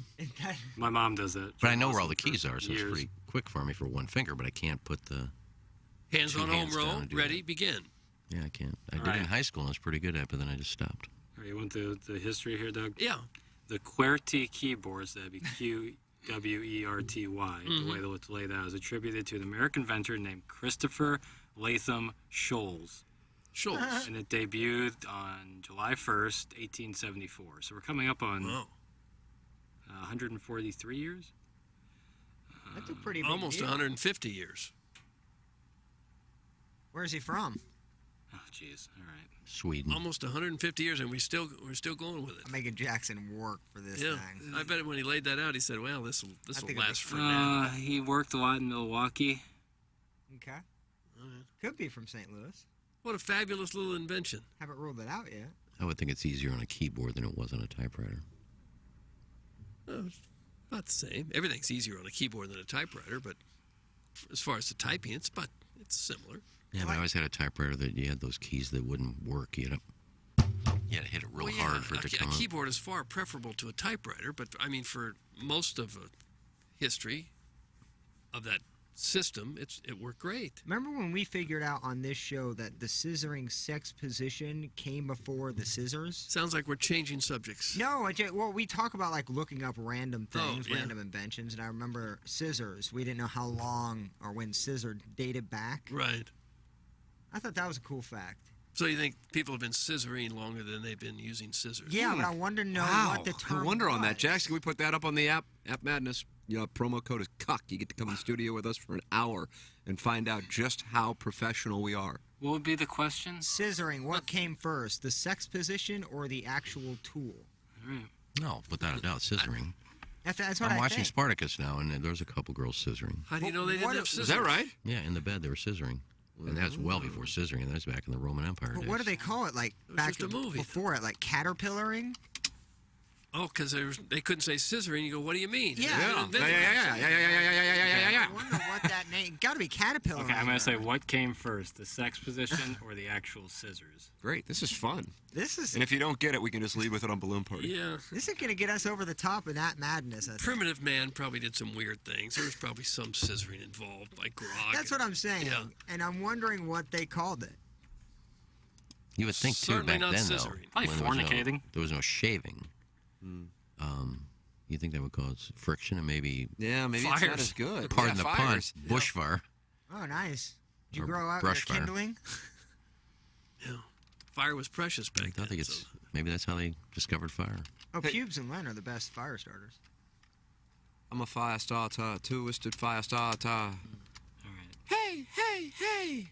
I'm the bitch you're hating, accelerating. God, what a banger, man. Hey, hey, hey! Doug, remember that? Prodigy, 1996? I don't remember that at all. 7? No, I have no I'm a recollection. fire starter, twisted fire starter. I was Drew in Barrymore? Yeah, I was in a lot of movies in the 90s, too. So I know that song. Want to play that? I think Drew Barrymore was in Firestarter. She was. That was 1984, so it came out after E.T., the extraterrestrial. This song came out 97? 1984 Firestarter. Ship that. Doppelganger. Now they're doing a remake of it. Oh, is that right? Yeah, Death of Originality. And she's still doing it? Is she going to do it for her talk show? Afron's in it. Doug, this is Firestarter. What's that? Oh, it already came out. It has 11% run. Listen to this. You rolling balls?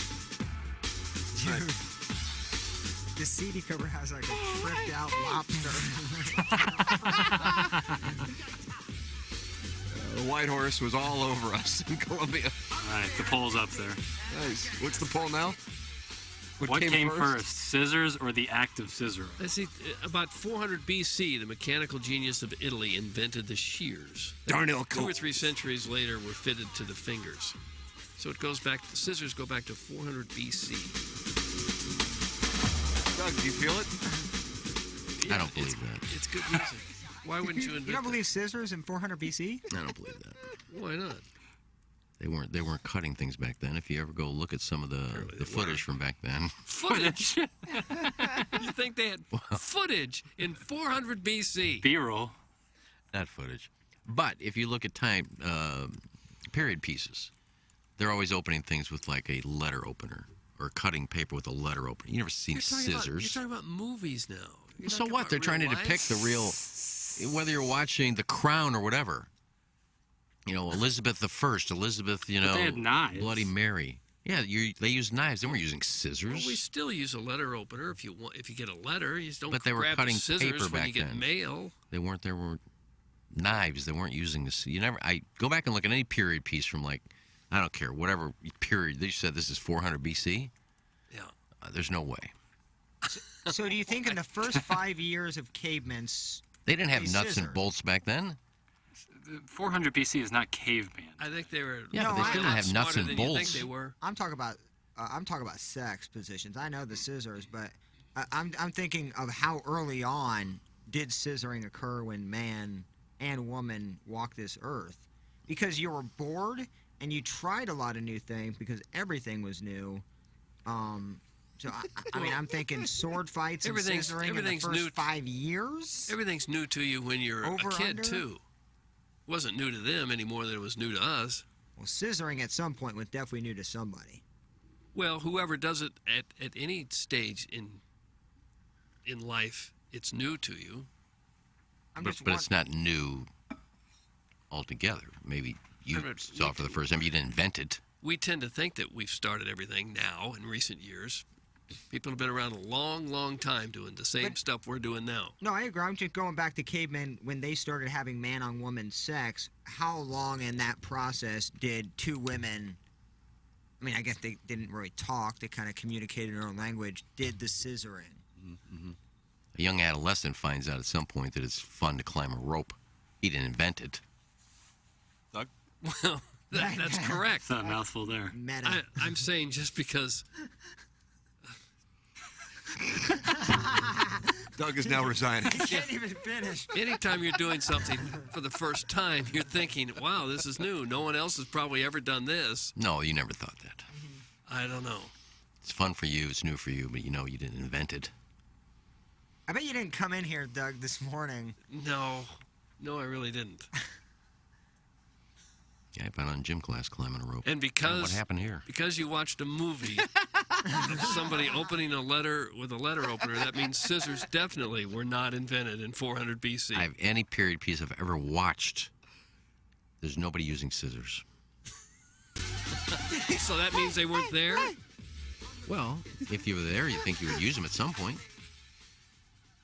Well, I saw one probably where doesn't figure into a Elizabeth lot of movies. Elizabeth I. I think Kate Blanchett played Elizabeth I. But how do you open a letter with scissors? You're They really were getting your making her dress. You're getting your history from movies? They were using a rock to cut the whatever you call it. Well, they're poor. Fabric. Elizabeth was the queen was poor. They were cutting the fabric with a sharp rock. Why didn't they use scissors? They're there. Easy. Because they weren't invented yet. Maybe they did. No, they were invented. No, they weren't. It's just a movie. It could have been during wartime, though. You think they're making stuff up with... Yeah. Let's use a rock. Even though scissors were invented 9 billion years before this, we're going to use a rock. Yeah, I think they make stuff up in movies. Yeah, I do. Why would you make that up? Well, just because the scissors were invented in 400 BC doesn't mean that everybody had them. Doesn't mean they were readily available to everyone, and so everyone had a pair of scissors like today. Elizabeth I is like in the 16th century. So, They wouldn't have scissors? What I'm reading is Leonardo da Vinci has been often credited with inventing the scissors. He used it to cut canvases. But then Robert Hinchlife of Sheffield, England, should be rightfully acknowledged as the father of modern scissors. He was the first to use steel to manufacture and mass-produce them in 1761. There you go, More than 200 years after Da Vinci's death. Well, here's one says, when did people start using scissors to cut hair? Around 1500 BC. No, that's crazy. 1500 BC. Again, Who's making this stuff up? I brought this But topic Elizabeth up. I, I think would be. I thought it was interesting. That would have been 16th century. What is the oldest pair of scissors? Up to 4,000 years ago. Jackson just read when they came about. Well, I'm reading it too. 18th century. So what do you I'm reading it too. But I'm also saying that Da Vinci was also credited with, there's a bunch of different people credited. But using two knives to cut things is certainly not a new invention, is what I'm saying. No, it is not. No, we broke this down. What other station in the country is going to break down scissors for you? Probably Cut that no. off. It's going to be a promo. The use of scissors and scissoring as a sex object position. That's what I thought was most interesting. Which was came what did they first? call scissoring before scissors were invented? You know, that's how we got on the topic. Well, porn called it scissoring. And now we're owning this quarter hour with Nielsen. Now, if you're not downloading the app, there's something wrong with you. I mean, when This two is guys. all designed. This is carefully planned fun to get people to get Look the what app. you're missing. This kind of information, and you could come in studio. Yep. What are you waiting for? I think when guys do swords too close, they call it red binding. But that's All right. That's Red vining. way more new age than obviously scissoring. Red vining. What's Yeah. like, what did you call it before? Motorboating. Flip that off. Damn, Doug. You're same, right. Same thing like scissors. Right, that's a good call. They call Yeah, it no back name. and forth. I'm sure they had a name for it. I'm sure they did. Guys, what came first, ancient scissors or ancient perverts getting their jollies by listening to ASMR scissoring? Thanks, that's from Manute Bowl Eligible. Oh my God, we are all getting so much dumber. Thanks, that's from The Last Quaalude. ASMR isn't pervert either. There's close to 1 billion people that watch ASMR. Billion. So 1 out of 7 people. None of them are horny. 1 out of 7 are actively involved in ASMR. Ting Ting has 3 million followers. All she That's does a is long way ASMR. from a billion. Well, if you take her and everybody else out there. Engine's going to be active today since we apparently know him now as ASMR Ting Ting. Show him Budsman if nothing else. Oh my God! How's about you guys use a pair of scissors and cut Ken's mic? From the 314. I thought it was a nice little discussion. I did too. I was nice discussion. Yeah. Bong rip and beefcake make my head hurt. That's from Jonathan Titsworthy. Oh. Well, we bring topic that you don't think about. Just because your head hurt doesn't mean it makes it dumb. It just something to think about. Challenging your mind. It's not always dumb time. We actually broke that one down. Right. I think. Take an aspirin. Some of those people way back when were a lot smarter than us because they had to be to stay alive. They had to know how to do things. We don't. We can just kind of blindly stumble through life and be okay. You ever seen the pyramids? Clip that Ever see the pyramids? What? Can you imagine those being built back then and still there today? The construction that went into that? And the size of the rocks that they had to pick up and move and keep level all the way to the top. Yeah. It's pretty incredible. It is. Tim Burkhart, Doug, he is the buyer for William Grant and Sons and Fistful of Bourbon, and he just texted me, so this is the show, huh? Mm-hmm. That's good. And the sponsors are on board. That's when we know we're firing on all cylinders. And that reminds me, there's a new whiskey in town. Fistful of Bourbon's the name, and going down easy is their game. The can behind Fistful has spent over 100 years concocting the finest blend of 5 whiskeys this side of the Smokies, making it the smoothest bourbon your mouth will ever feel. This is the kind of complexity that can only be accomplished with good old-fashioned hard work and sound alchemy. It's why Fistful of Bourbon keeps winning gold medals, blue ribbons, and whatnots at every fancy liquor competition from the Berkshires to Bakersfield. Get wise, pick up a bottle today. Don't be a damn fool. Please enjoy Fistful responsibly. That's Fistful of Bourbon. And while you're there, think about it. Yeah, send your emails in for our design, air, heating, and cooling email today, the morning after at InsideSTL.com. The morning after at InsideSTL.com. The design, air, heating, and cooling email today comes your way at approximately 9:45 in the Maggie O'Brien's 9 o'clock hour. We are in our Appliance Discounters 8 o'clock hour, even though it's 9:05. Appliance Discounters, your hometown appliance source featuring major brands like GE. You can get your TMA STL merch at TMASTLshop.com. Check out the Dotem t-shirt. Check out the Dotem golf shirt. We've got the TMA caps like what Wellington was wearing at the U.S. Open 2 weeks ago. And guess what?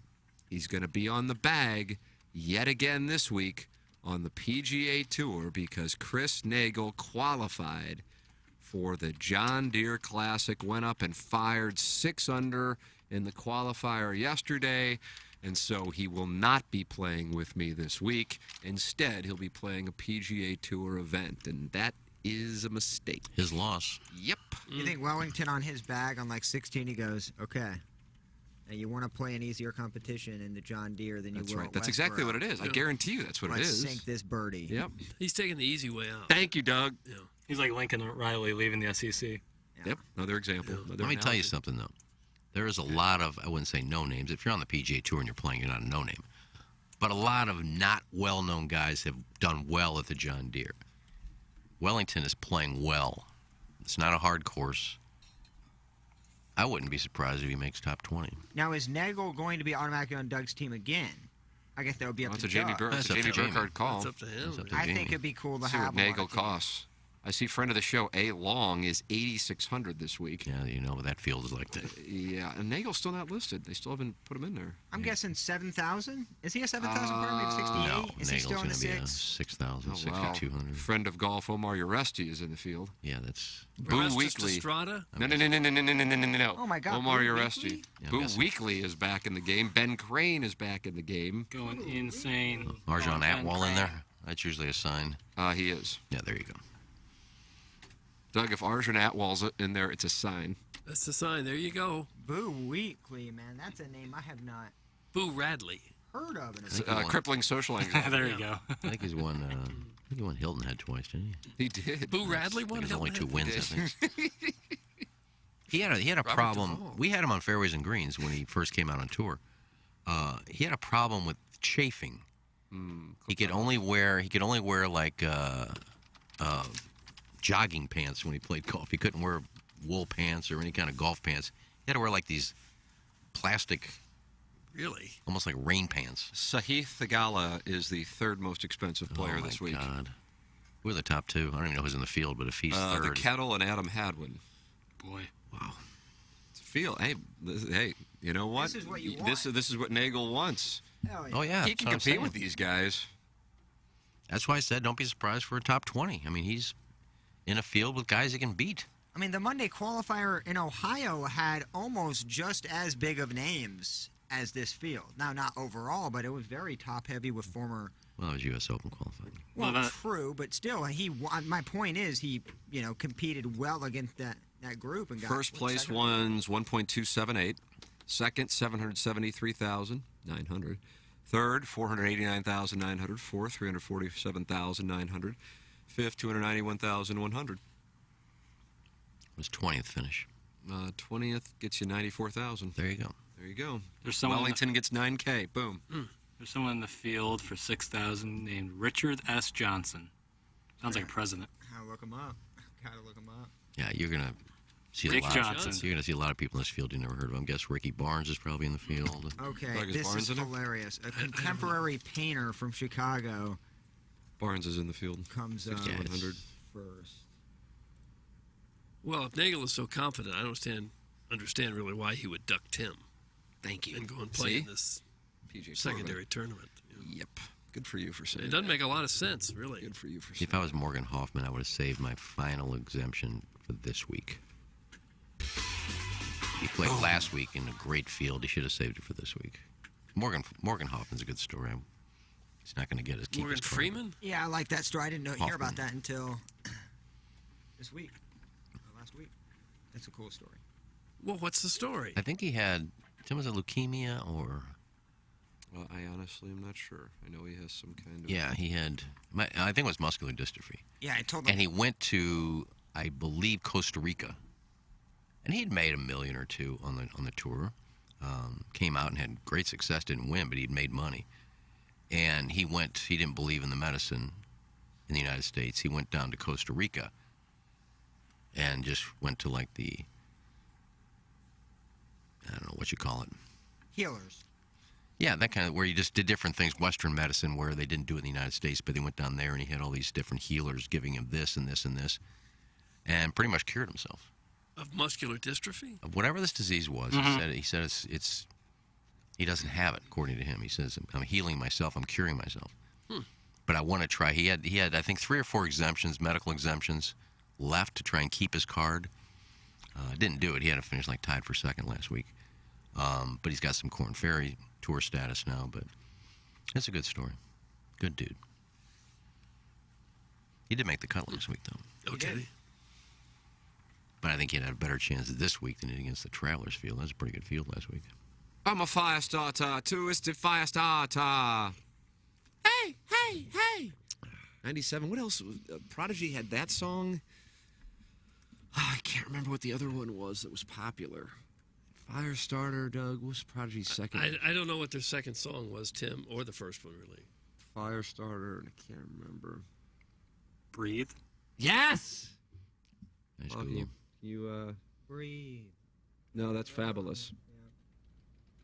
Breathe with me. That's what it was. Doug, it takes me to the Peach Pit After Dark, Columbia, Missouri. The Peach Pit After Dark. Quentin's Peach Pit After Dark. Oh, my. Let me tell you something.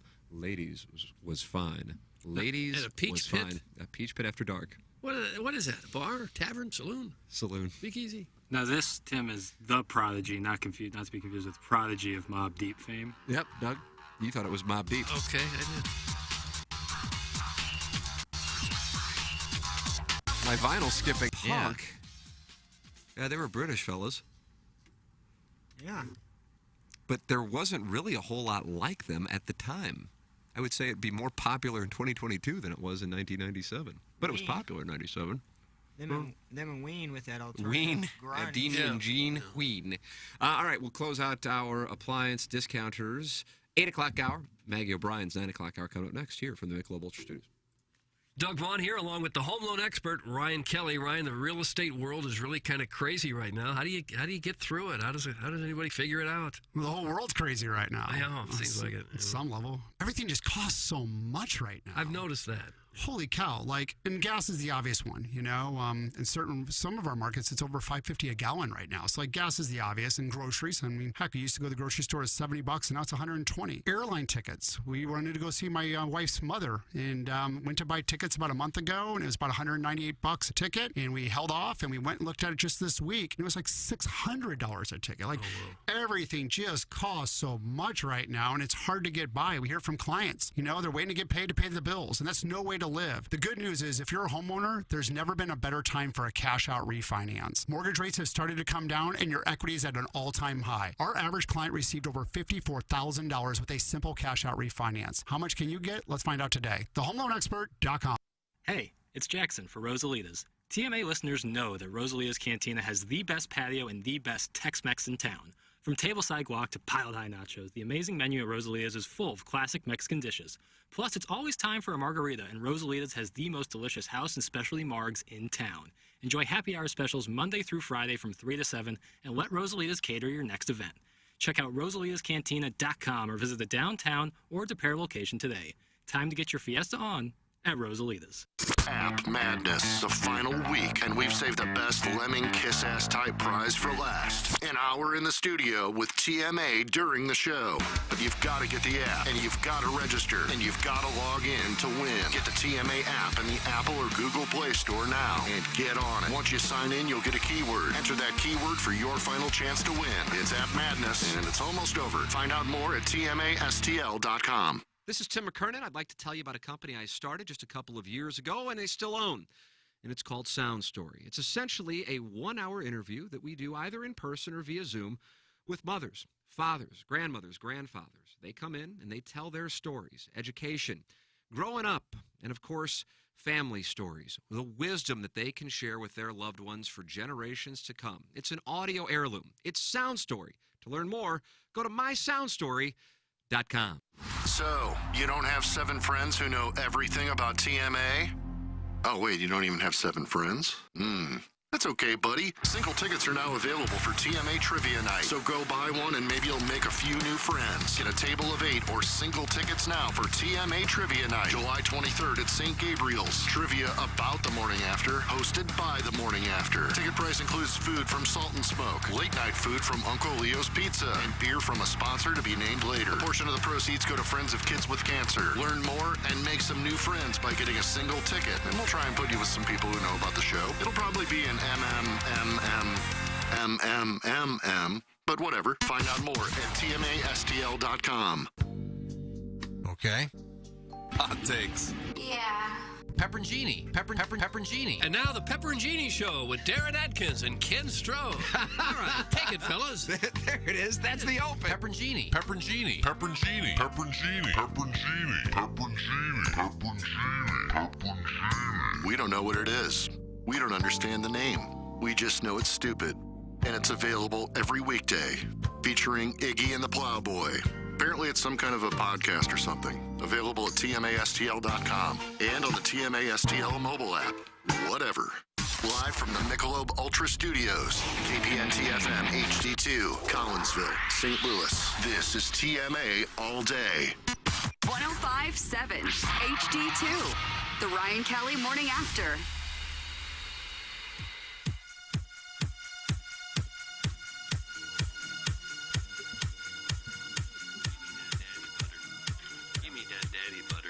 Oh, nice. Doug, this is Valerie with Steve Winwood and you.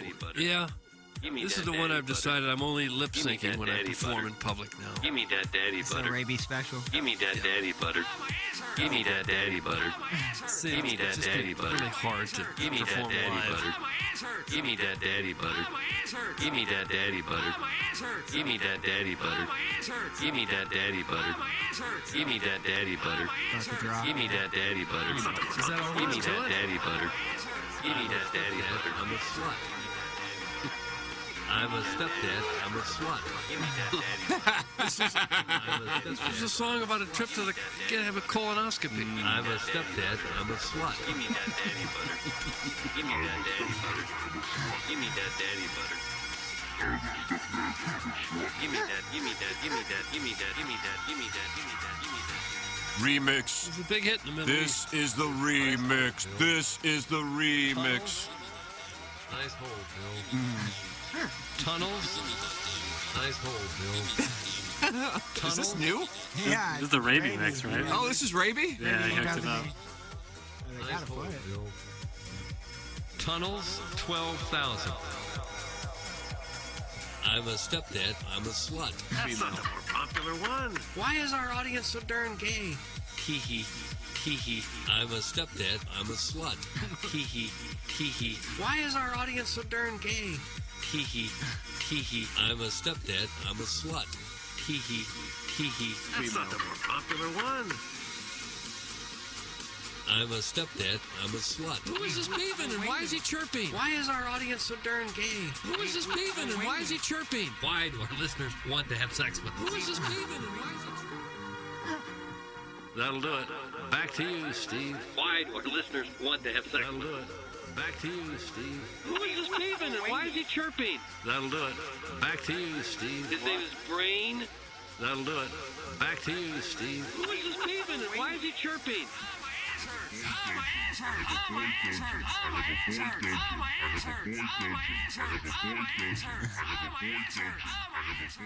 This is such a horrendous presentation. Well, that couldn't have been you saying that. No. That's a banger. Well, so that's going to be released again soon? And Iggy missed the Is it a single? entire 4.5 minutes. Oh. It's the Maggie O'Brien's 9 o'clock hour here on the Ryan Kelly Morning After. You can send your emails in for our design, air, heating, and cooling email of the day, which comes your way in 25 minutes. And then in 40 minutes, Jackson and I are just going to get it handed to us a little bit. All right, come and get your whooping. Yeah, with Balloon Party from 10 to 11. We have a sound story coming up at 11:30. And at some point we'll record episode 500. Here's what I've done. Here's the thing. Oh. I want to tell you what the thing is. Oh, okay. There's a lot of anticipation for episode 500 because it seems like people have really enjoyed episodes 497, 498, and 499. The problem is I don't have anything for episode 500, Oh. and now I've got a situation. Yeah. Doug, give me an example. Jackson will probably be good at this. Give me an example of a film that had a lot of anticipation, and the anticipation, maybe Godfather 3. That was exactly what was in my head. Yeah. And so maybe the picture, as you call it, wasn't as bad as people think it is because the anticipation of the picture is what actually played a role in killing it and then also associating it with Godfather 1 and 2. Well, there's Anchorman 2, and that turned out to be horrible. Boy, that was awful. Caddyshack 2, Jackie Mason, delightful. Yeah. Anchorman 2 had its moments, but Season 8 of Game of Thrones. Oh, God, wow. Definitely don't want that. Yeah, that's a nice one, Plowhawk. Boy, that's Mount Rushmore of failed, anticipated TV shows or movies. Different strokes. Yeah, well, that whole cast wound up in jail, I think, at some point. I think you're making the Rushmore. It's Godfather 3, Season 8 of Game of Thrones, Caddyshack 2. Nice. I agree with all of this so far. And then, Dreamer. Bowling movie with Tommy, Never heard of it. Matheson. Who? Tim Matheson? I'm just going to read text. Yeah. Never The heard of Dreamer it. is a bowling movie. Bo was in it, Dick Weber was in it. I went to the premiere. Oh, did you? You were on the red carpet? Yeah. Sure. I don't want to be that guy, but the Irishman had a lot of hype. Stop. Dude, Stop. he couldn't even kick out a paper bag fire, yet he's kicking somebody to That's death. Or 10 seconds of the movie. This That's is gonna 3 get hours, Jackson 3.5 going. hours. Yeah, that 10 seconds screams a lot, though. He That was can't be kicking fair. like Movie a is a classic. 2-year-old throwing a tantrum. I didn't like it either, but there's a lot of people that liked it. So The Irishman? yeah, I didn't. Classic. No, it's only a year old, 2 Yeah, years old. in 10 Can't be a years, classic. that Well, it's not a age, classic your now. take is going to age poorly. Well, it's not a classic now. My take was that kick, and it will not age for it. That kick will live as a horrible Well, moment. in Godfather, James Caan misses Carlo with the punch by about 8 feet. Yeah, We I'm don't- surprised they didn't reshoot that. And we don't judge it based on that. I do like Ricky Gervais's comment during the Golden Globes when he's talking about it. He goes, great movie. Little long, though. Little long. It was so long that by the time it was over, Leonardo DiCaprio's girlfriend or date was too old for him. Yeah, it was pretty funny. Joe Pesci not being able to go on an amusement park ride was one of the funniest things ever. It was very overlooked. Like, nobody really... I think that was the director. Oh, yeah. Scorsese, was that it? Yeah, sorry about that. Yeah, I didn't like it. It was more of a Jimmy Hoffa movie. Classic. Which I Go liked, to bat. which I liked the first time I saw it. One was called Hoffa with Jack Nicholson. And it was The Irishman was Frank Sheeran, is that right? Yes. Mm-hmm. Who was a World War II killer? I did like the storyline of it all. He apparently was the guy when if they'd get prisoners in World War II, if they had prisoners and they didn't know what to do with them, and they would just take them out back and shoot them, murder them. I think they he was the showed guy that in the he was the guy movie. that did Yeah. that. They not? Yeah. Yeah. That was like the most aggressive de-aging they did was having De Niro in World War II. Now, I will agree, Caddyshack 2, maybe the worst movie ever made. Game of Thrones, Godfather 3, Caddyshack 2. And Dreamer. Not Dreamer. So we're still looking for Anchorman the fourth 2 one. was dreadful. Dreamer needed to have Anchorman 2 to me is live, Doug. But it has some like funny moments. But I need somebody, I'm sure somebody can give me one that will be better, that'll wrap it up. But I mean, Anchorman was anticipated with Anchorman 2, and it was pretty crappy. I don't know if it's going to make the Mount Rushmore if somebody can give me another one. Oh, Cars 2, man. This is really antiquated and super before my time, but, and maybe you guys can speak more of this, but New York, which was Scorsese's like follow-up to Taxi Driver, was really bad. I heard he got kind of crushed for that. What But about maybe I'm way off? the trilogy of... Oh, Indiana Jones 2. That's terrible. Temple of Doom. With Shia LaBeouf? No, that's the fourth one. They have 4 of those? They're making a jeez. 5th. Oh, my gosh. Rocky 38 was not very good. Oh, Yeah, when he... Battle of the Prostates. Major League 2, Larry Thornton. I like Major League 2. I'm going to take Major League 2 over Anchorman 2 as being on the Mount Rushmore. I still think we can get a better one, but I like that. I like Major League 2. Was that when he was dating that lawyer? Yes. Yeah, I'd scratch that one from my watch list. The first Major League is one of my favorite movies of all time. It I think. is my favorite baseball movie. Yeah, it's like Caddyshack's one of the best movies ever made. Caddyshack 2, the worst movie ever made. Caddyshack 2. Yeah. Godfather 3. Season 8 of Game of Thrones. Yeah, Are we all in agreement on those being on the Mount Rushmore? Yeah, top 3 is. But undisputed. Godfather 3 is still a much better movie than all those others. But what I'm saying, but the thing, it's not we're talking about being bad per se. My issue is the anticipation of it is what killed it. Because the film, I think, if it just came out and was called something different, I don't think it would be viewed through the prism that it is. You see what I'm saying? But there was anticipation for it. Similar to episode 500 of my podcast, the anticipation of Godfather and episode 500 of my podcast are essentially Okay, that's the what we're exact, comparing this to. the exact same thing. But that will be good. I think maybe. I don't have anything for it, and it's a mess, and I probably need to record it today. No, put it off. Didn't they make a sequel to The Exorcist too? That was. No, did they really? Yeah, it wasn't Here's, very good. I think I might have the answer. It might be episode 1 of Star Wars: The Phantom Menace, which was really bad, and the first 3, which were made in the 70s. That's a nice play. That was See, my... I'm not a big Star Wars guy, but I think that might be the play. Even as a 12-year-old in the theater, I'm like, what the hell? Yeah, I think like They real just Star do. Wars nerds would tell you that Phantom Menace was like the ultimate letdown. Hanging at Hito was terrible. Yeah. Well, a lot went on the cutting room floor. A lot of the good scenes. It was never released. Teen Wolf 2 from Injun Joe's K-Ride Magic Man. There's something to be said for that. Doug, that's when Jason Bateman was a boxer replacing Michael J. Fox as a basketball player. Oh. We sometimes play that instrumental called Boof. Yeah, here on the soundtracks show are in the Maggie O'Brien's 9 o'clock hour. fire soundtracks. Hanging at Hito, was that straight to video? Or did they ever I even don't bother to think- no, it edit it? wasn't After they straight to shot video. it, they said, let's not waste our time to edit this. One of those mess. straight to trash. It was on YouTube. You can watch it on YouTube. That's the only place you can see it. And you were in that, or you were going to be in it? No, I was going to be in it. Game of Thrones season 8, the worst of all time because of how much hype I put on it, and that was naive of me. Godfather 3, I think for me in my life, that's absolutely it. Because Godfather 3 is before my time when I'd be killing and paying attention and it couldn't kill it. And then Caddyshack 2, kind of before my time, too. Game of Thrones. But Game of Thrones, the anticipation and how bad it was. Like, the delta is the widest. See, with Godfather 3, though, the thing is so far in between 2 and 3 that you had to make Michael still the boss, but he was too old to be like the boss he was. So they kind of changed it to the times, and that's where you put, what's his name in there? Darnell. Andy Garcia. Andy Garcia as the tough. He was great in it. Andy Garcia is really good in it. Yeah, he was. Now, what's her name? Coppola was just awful. Yeah, but it was supposed to be Winona Ryder. And it was just pulled out at the terrible. last second. What happened to Winona Ryder? I think she did Reality Bites instead. I read the script. Really? What year did Reality Bites come out? I think Doug was at 93. I don't know the No, years. that wouldn't have been that. Yeah, that's why I she don't did think something. She did something. Little else. Women. She decided to do something else, and so Sofia Coppola had to, like, her dad asked her because Stranger Thing. he was doing it just to make money, and so he had to get someone in there. He's like, "You do it," which sucks because Sofia Coppola's a great filmmaker. She's not a good actor. I love you, cuz.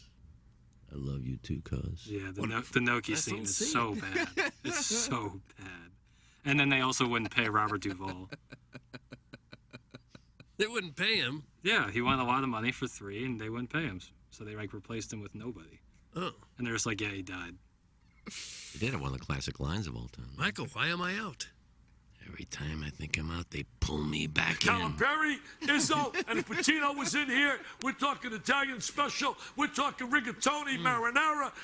Dick Vitale would have been good in The Godfather. This guy's not happy with the Plowhawk. Game of Thrones Season 8 wasn't terrible. Yes, Some it of the was. story...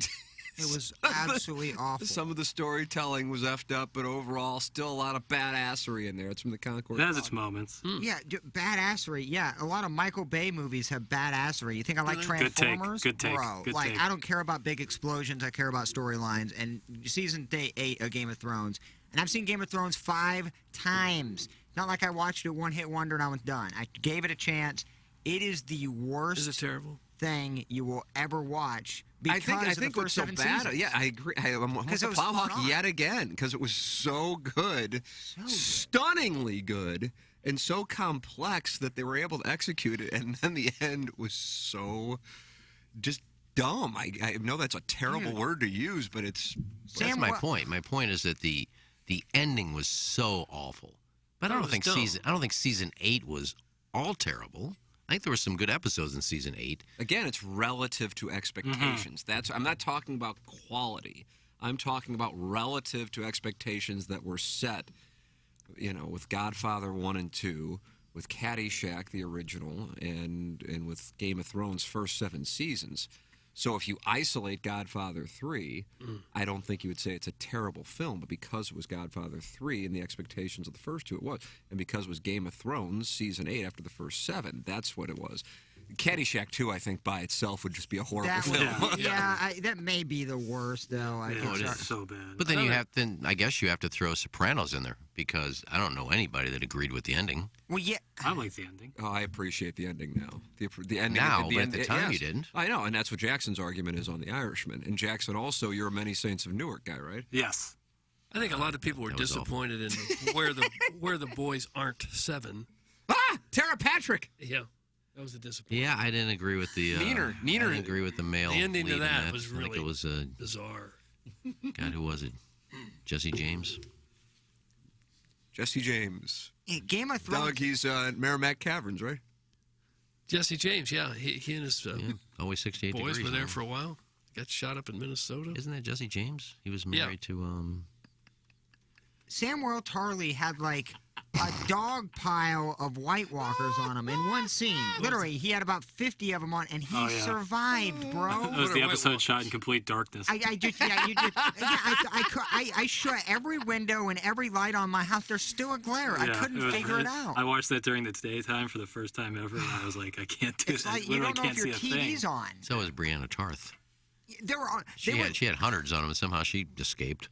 People are sending in Hangover 2 and Hangover 3. Yeah, really good call. No. Those are. I enjoyed those. Those are so they're turn your brain off. Biggie and Jackson are movies, like a Republican and a Democrat right now. They are arguing. Well, I don't know how you can't like The Irishman, but like Hangover 3. Well, you're talking Hangover about, 3 is so bad. You're talking about two different genres. I'll be honest. You're talking about guys that are getting their junk chopped off by tigers and Mike Tyson, and you're talking about a drama. Yeah, can't even compare the two. But they tried to be a drama in Hangover 3. It's like a mob movie. It's awful. Yeah, the third one's rough. The second one's like has a Caddyshack problem where it gets too into the monkey and the gopher and stuff. I'm sorry. The Hangover, anything more believable than Robert De Niro kicking somebody to death. He didn't kick him to death. I don't know where you're I know. He's better the not. kicking. It was a weird choice for Scorsese not to shoot that from below, so to not show him like kicking nothing. But that doesn't mean that's a bad movie. No, I agree. The scene though ruined it for me. I need to watch it again. I've only seen it one time. It's subjective, so I can't argue with you. Only seen it one time, so I need to give it another go. But that is 3 hours. We got 6 hours to kill. Go ahead. And I want to watch it straight. You don't want to watch it halfway and then have to pause it. And Oh, then go yeah, back to it. I hate that. Speed 2 is a good call. Father Brown, I sent that in. Tim Conway. I like Tim Conway. You liked him in Speed 2. Was he in Speed 2? He was. Speed 2 is bad. Speed 2 is bad. He was in McHale's Navy. I like that. Because Speed 1's fun. And the Carol Burnett show. Is that the movie with Flubber? That's Flubber. That's Fred McMurray. Fred McMurray was in Flubber and Son of Flubber. Oh, that was the name of the movie? Oh, Flubber. 2 different right. movies. You're going way back with Flubber. You're going back to the 60s there. They made a second one? When I was a kid. Son of Flubber. Oh, God, that sounds horrible. Cars 2, I think I was... Before Season 8 of Game of Thrones, Cars 2 was probably the most disappointed I've been in a sequel. Yeah. Owen Wilson. God. Firewalk with Me. Well, see, Doug, now you see what I'm up against here on episode 500. Yeah. I don't want episode 500 to be Game of Thrones Season 8. Just take this topic, Tim. Well, maybe Yeah, this is what I do. if you didn't make a big deal out of it being episode 500, if you just said, here's another episode. Yeah, exactly. It would take some We could pressure sit there and read Gangster Pete's buddy Deebs pleasuring himself on I-70 again and then say thanks. It'd be like a gift to the loyal listeners. I mean, if you give me time, because I know this, I'm not going to ask Jackson to do it because he's got so much going on. But if you want to wait till next week, I'll take clips of your best interviews and put them together for you, and then you can play that. You just tell me what interview you thought was great. Yeah, I've thought about that. I mean, I'll come in on a Saturday and just knock a bunch of them out and put it together for you. I honestly would have to, I mean, I'd just be doing it off the top of my head, and I really feel like I think the McNary thing didn't get enough attention at the time. Not because it's my podcast, I couldn't care any less. He did say some things, though, that... Yeah. And then Shamel came in, like, a month or two later and said he wasn't telling he didn't say he wasn't telling the truth. We were close to getting the San Antonio Spurs. And that they were going to build a building, essentially, where Hollywood Casino Amphitheater is. Basically, or Rams Park, I don't know, whatever. Either way, obviously, fairly close, only a few miles apart. Look, Kelly Chase talking about pulling over to the side of 40 as the Blues won the Cup. That was something else. I know you want to wait to play it at the appropriate time, but the Pat Maroon, you and Pat Maroon's that you haven't played yet. What, with Freeze? Yeah. No, I know, but but Pat owns 50% of it, so it's not my call. And I'm not going to bother him right now. That the you guy just want to lost the Cup. You could say, I want to play this for my 500th episode. Nah, I'm not going to do that. And I understand. I've thought about that, but that'd be the wrong thing. If I own something, if all of a sudden he played it without talking to me, I'd be like, dude, what are you doing? But you talk to him. He probably wouldn't care at this point. But you know, Jackson, you listened to it, right? Yeah. I feel like I could play maybe a clip of it. Yeah. Freeze goes into some of his fighting the demons, which he's talked about it in an article with Bob Nightingale, but he's never, as far as like going into the detail on it. and then how him, Maroon, and Mike Trout are hanging out and playing video games and getting all messed up in Anaheim because they were all in Anaheim together at the same time. Maroon with the Ducks and Freeze with the Angels, and obviously Trout with the Angels. I haven't listened to it in a while. I can't stand how I sound in that interview. I sound like, once again, I'm hopped up on blow. God, for a guy who sounds like he's hopped up on blow, I've never done blow. There's your episode 500. Just do blow and talk? Yeah. That's what every one of the episodes sounds like. Yeah, just do an 8-ball and see what happens. Oh! Keep the mics on, Jackson. Just a bump or two. Glenn Carbon Glory Boy is in the YouTube chat and says somebody clip that off. Iggy offering to do work. It's from the Glenn Carbon Glory Boy. And the thing is, Iggy would do it, and he would enjoy doing it, and he'd do a hell of a job. That's what I would tell you about it. Yeah, if there's something that needs to be done, ask me to do it, I'll do it. But I just have to go back through all the interviews and remember what the things would be. There's a lot of them. Mm-hmm. And there's some you probably wouldn't remember until you see the interview. That's the thing. I know he said something here. But then I remember from the first interview I did with Pinkel was at his house in Columbia, and it was right after Odom lost his mind after they got their asses kicked by Auburn. And he said some things, but I don't think he said them in the interview, and he was kind of critical of the way that went down. And Bob Plager had some good stories. Oh, Plager. That was, man, I'm so glad we did that one. So glad we did that one. And learned talking about how nervous I was. Yeah, you were So you would probably lead with that. That would be. Yeah, I would lead with that. And then end with that, too. Just replay it. Well, with so many interviews you've done, it'd be hard to just kind of go and have to look at them all. But I'd do it. Just let me know. Doug, there it is. I got nothing to do on the weekend.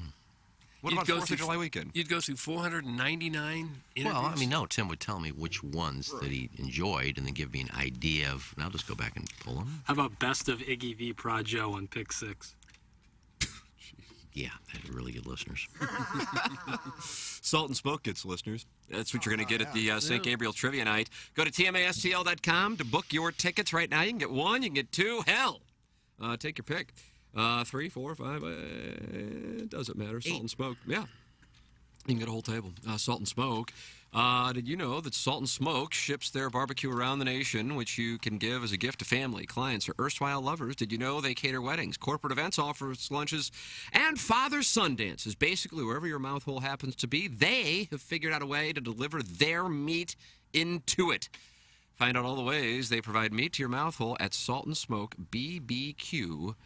That's saltandsmokebbq.com. Well, it's going to be hot this weekend, brother. With the weather yesterday, though. How about that? Wasn't that just glorious? My God. Mm-hmm. That's as good as it can get here, I think. That was absolute perfection. But it is going to get super hot again. That's the nature of the beast. July in St. Louis. It's a good time to remind listeners that it's important to maintain consistent moisture in the soil around the foundation of your home. Make sure that you're running the irrigation system or using sprinklers around the foundation to keep the moisture in the soil. This can help prevent the soil from drying out and shrinking so much that the house begins to settle. Of course, if they suspect that settlement is occurring, Stratum Structural Systems is here for a structural inspection to determine if anything additional needs to be done. Here's what you should look for: large cracks in the soil around the house, soil shrinking and pulling away from the house, windows and doors sticking on the inside, cracks in the brickwork, tearing of caulking around the window of the house. If you see any of these signs, call Stratum Structural Systems today so that they can have them put an action plan into place. And remember, it's a free inspection with Matt Ford and Brett Groman. 314-620-8153. It's Stratum Structural Systems, and it's something that you should, when you get a moment anyway, you should really think about it. Okay. All right, now that you're thinking about it, anything coming to mind? Well, it's such a deep topic that it's going to take me a long time to think my thoughts through. I do have something I needed to ask. Many different. I've kind of neglected it. I'm sorry, Doug. Oh. I've kind of neglected it. Gobble Bowl's only like 5 months away. There you go, Doug. And now is when I start collecting stuff for Gobble Bowl. Start making phone calls and things like that, so I'm not waiting until the last minute. And I really forgot to ask our listeners, if you're going to Cardinal games on weekends that have giveaways, and you have extra giveaways, feel free to contact me.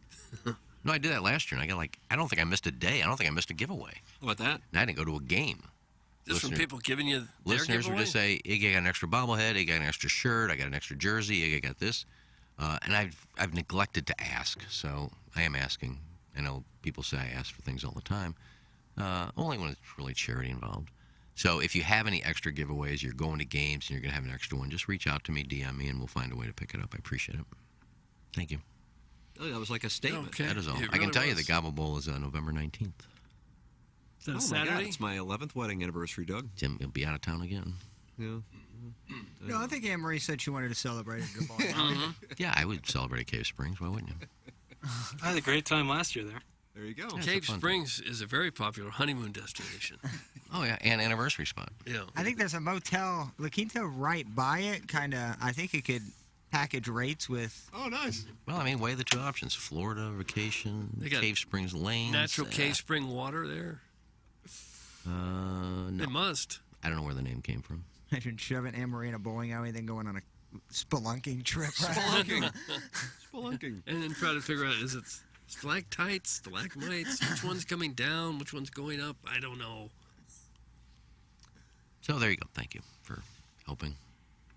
Oh, More information will be coming up soon. But This may be a bad idea or not even on the table, but I would love to hear a deep dive for episode 500 with some perspective from your family members who have stuck by your side, sacrificed a lot, and endured a lot throughout the journey of TMA. Maybe an interview with your wife, parents, siblings, sort of a sound story about TMA. Anyway, just a thought. Stay tight, stay rewarding. That's from Waffle Fries. Oh. It's not a bad idea. You've had your dad on the podcast, haven't you? I had him on Sound Story. I mean, Yeah, and I think we did make that public. That's how Sound Story was born. Oh, really? That's how Sound Story was born. It was there's a podcast where I'm just kind of, as usual, just wandering around with inner monologue, and I go, yeah, I got to do this. I got to interview him because somebody sent something in and said, don't do it for your dad or yourself. Do it for your kids, and do it for their kids, and do it for their kids. And I'm like, oh my God, that's exactly right. That's Sound Story. That is what it is. It's exactly what it is.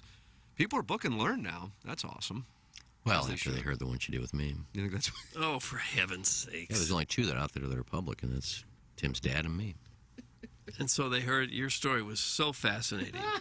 Now they have to get their own parents in. I haven't listened to it, so I forget half the stuff. I think it'd be funny. Stephen Wildwood's owner proprietor. Yeah, he owns it, but he said, yeah, go ahead and put it up. And when Jackson put it up, but he edited out parts. I just told him to edit out whatever you think you should edit out. And how many people actually listen to it? I don't know. Jackson, do you know the numbers? What's the right number? They always say 6. Oh. Could you imagine somebody that's like 38, huge fan of Learn, books a Sound Story just to hang out with Learn, and sits in the studio and just had nothing to say? Creepy. That's no creepy. Cool stories, just sitting there, just waiting for Learn to talk. And It's creepy. she'll have fun. No, she's very good at what she does. Yeah, she's a good kid. Yeah, she got a lot out of me. Good kiddo. She got a lot out of me. She wanted to talk a And lot you're about such my... a private person. She really took a keen interviewer to get anything out of you. That was not much you don't know, Marmy. Holding a lot of secrets back. No, she got a lot of... She wanted to talk a lot about my sex life. Which is also an open book, to be honest with you. Doug, enough. Doug is tapping out. Well, Learn's about to book a lot more now that those are the topics. Well, you can go ahead and book it at mysoundstory.com. Book a gift certificate or just book the interview. I got another one today. We've had a flood of them. We have. recently. I don't know what the hell. It's great. It is. They've been awesome. Can I ask if you got that one that I won't mention anything, but you got one while we were playing in the member guest about the guy's 99, I think? Oh, yeah. Did you get a hold Doug, of that? that'll be a great one. I bet you'll, a gentleman who fought in the Battle of the Bulge. Oh, really? And has all of his, I had no idea where you're going with that initially, but I know exactly what you're talking about. Yeah. He's coming in either next week or the following week. I can't wait for that. Is that what it is? All right, thank you. It's supposed to has all of his faculties. Yeah. Yeah, that's going to be fun. 99 years old. Not fought fun, the but it's Battle going of to be the Bulge. interesting to listen to. Well, a lot of times, and Doug, I know your father was, but I mean, this is the case with a lot of the guys who fought in any war, really. They don't want to talk about it, and it's just understood. No. But this guy... Well, maybe he will. Yeah, no, that's the deal. His daughter set it up. And so... Oh, we won't be able to hear it, though. We'll make it public. They're cool will you? making it Okay, public. perfect. Yeah. That'll be a good one. Tim, just rip the Band-Aid off and make episode 500 be Self-Furloughs, the Hot Dog Stand Chronicles, and be done with it. Bro, that would be downloaded a lot. I know, and I get that, That and it one would be, and here's the thing: the audience has no idea what we know, but But I'm telling you, when you run the juice and the squeeze analytic at this moment in history, it isn't worth it. And you've told me. Part of me, though, is thought about, and I thought about doing this, is just recording it just so it's there in case I am taken out, that it will be there, and then it can be used as evidence. So I have thought about that. Just sell it for $9.99 to make it worth it. Put When you that say in the take it out, litigation. you mean snuffed out? Yeah, snuffed, whacked. Okay. Absolutely. Yeah, we've seen some of the emails. So, yeah. Take your own advice that you give me, because you know how many times I've wanted to do that. And you said, Iggy, just no. Yeah. No, that's why I'm not doing it. Yeah. That's why. I'm But not the doing it. stories. Oh, the stories. They're beautiful. Yeah, there you go. How beautiful is certainly an adjective. All right, it is time for our Design Air Heating and Cooling email of the day. We got 3 left? What? 3 left for the month? This week, yeah. Let's see. We got today, we got tomorrow, and we got Thursday. Wow, 3 left. There you go. This is for Motley Crue tickets. Yeah. And who had a kind of a surprise win yesterday, right? The JV golf coach, Doug. And you suspended him, but yet he was able to win. Yeah, so he won't get the tickets. So he as far as can't I win know. the tickets now? That's what my Yeah, understanding you is. can't. Motley Crue tickets, and you get that $30 gift card to some pub. We did this on Balloon Party yesterday, Iggy, but Jackson and I were novices in comparison to you. Rank the order of interest for you of the artists at that July 5th Busch Stadium concert with Def Leppard, Poison, Motley Crue, and Joan Jett and Black. Joan Jett, Poison, Def Leppard, Motley Crue. Wow. See, I put Joan Jett last. But I recognize I'm a novice. I've only seen her once, and that was Jackson, at I the think you put Runaways. Joan Jett first, right? Uh-huh. Yeah, well, you and Iggy are on the I same love page Poison. here. I love Def Leppard. Clip that off. Def Leppard. Yeah. Was never a big Motley Crue fan. I probably just I did a put bit. Motley Crue first. I think I Really? go Motley Crue, Poison, Def Leppard, Joan Jett. I saw Motley Crue's set list from this tour, and they're leaving some big hits off the playlist. What stood out to you most, boy? I can't remember offhand. Like I said, I'm not a huge fan, but I when I see their hits, I say, oh, that, and there's some they left off. So I do that a lot. If I'm going to a concert, I look at a set list, and I say, they're not playing that, they're not playing that, they're not playing that. 3 new songs, I'm not going. There you go. All right, here we go. I rushed down the street as soon as I got the call, fearing the worst. I hashtag busted through the hashtag front door, down the stairs and straight into his workshop, where he was putting the finishing touches on the restoration of a Sibian that we recently discovered at an estate sale in Country Life Acres. The previous owner gave us one heck of a deal, stating that it simply had too much torque for Daddy to handle, causing the power supply to come as loose as his stools after taking so much power. Oh. But I was here for my brother-in-law's father, who told me to scamper down the street at once, as supposedly he sat on a rattlesnake whilst preparing a wet brine for our pork steaks to marinate in, which consisted of thyme, Himalayan sea salt, and the clump of 6 of the leftover hanger steak that had burrowed in his back tufts after exiting his colon. No. The bite was on Bill's hole. I moved the diaper aside as my tongue warmed his soul. Okay, His venomous that's droppings began. enough. Who was it, Tim? Tunnels 12,000. So you read the email. Tunnels 12,000 has been suspended. There's It's an been image in it, suspended. too. A period of Take a 2 look at the days. image. I know time. nobody else can see it. Makes good radio. It's like me and my bar mitzvah. Go to the stltaxlawyer.com. Suspension logule. Thank you, Mark Milton. Nice win. 9-0. Power display. Stop it! BFD, it's the Marlins. If you gave Mattingly a pop quiz, he wouldn't know half his players.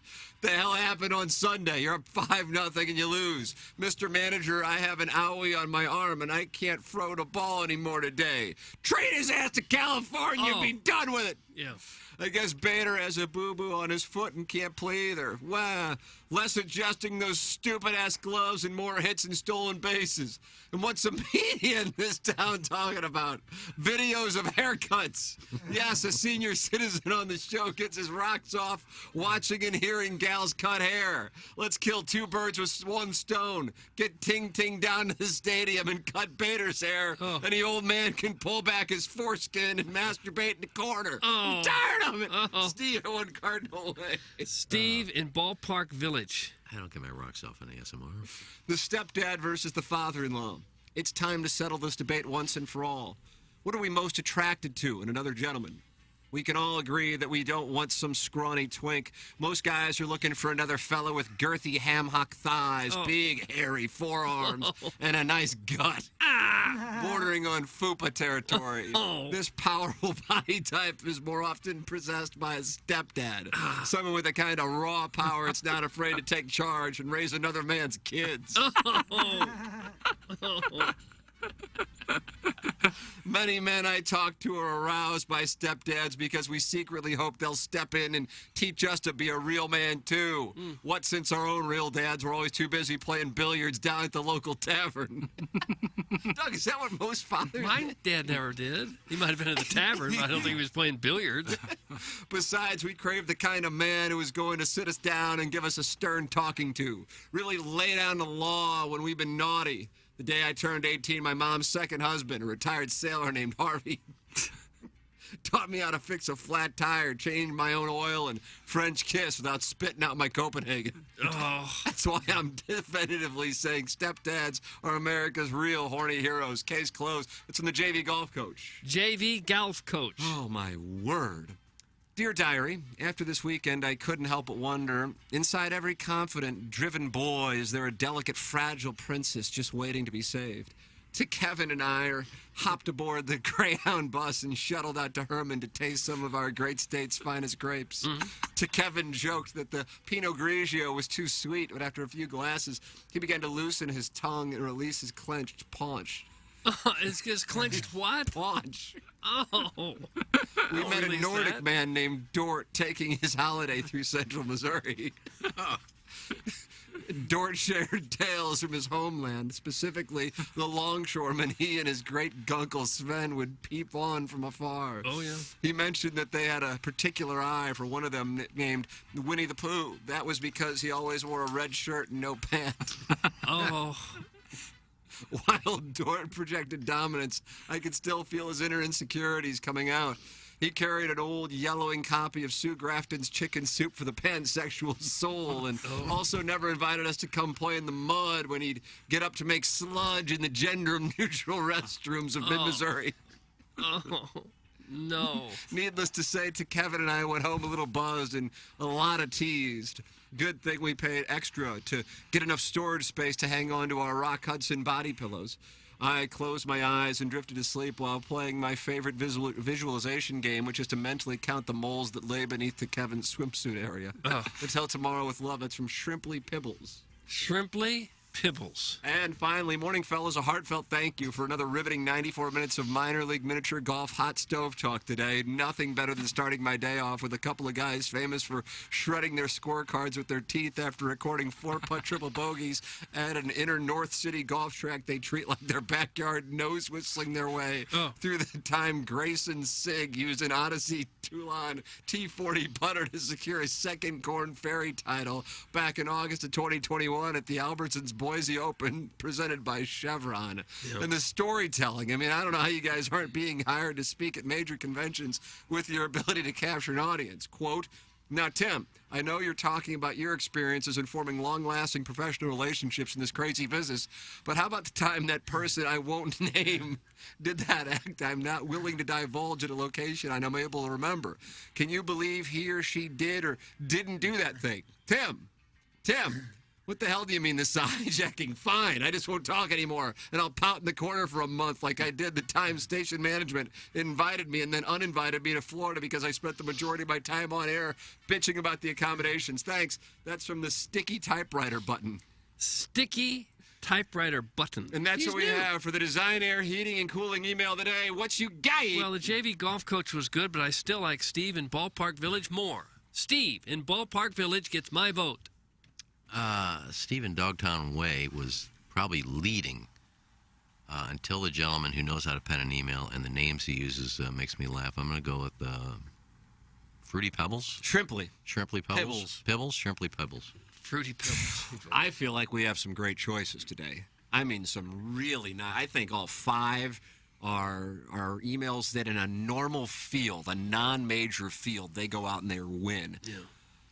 The one that made me laugh the most was Steve in Ballpark Village, though. That's the one that I'm giving it to, Doug. Steve in Ballpark Village has won the Design Air Heating and Cooling Email of the Day. And now, how many wins does he have for the month of June? Is that his first? Yeah. Oh. That's a stunning development. Okay. Wow. Well, he needed it then. He needed it and he got it. He hasn't emailed in that much. Oh, he picks his spots. He's like Justin Columbia. He strikes. EDF, sponsor of our text inbox, Engineer Design Facilities. EDF's division now has testing, inspecting, and maintain the fire system of all commercial kitchen and restaurant hoods. That's right. Engineer Design Facilities now testing, inspecting, and maintaining the fire system on all commercial kitchen and restaurant hoods. You can email them at fire@edf-rg.com. They'll have a technician come out and provide a free evaluation of your system and offer the most competitive contract pricing in the market. You can also check them out anytime at edf-rg.com, the official commercial fire alarm services and solutions provider of TMA.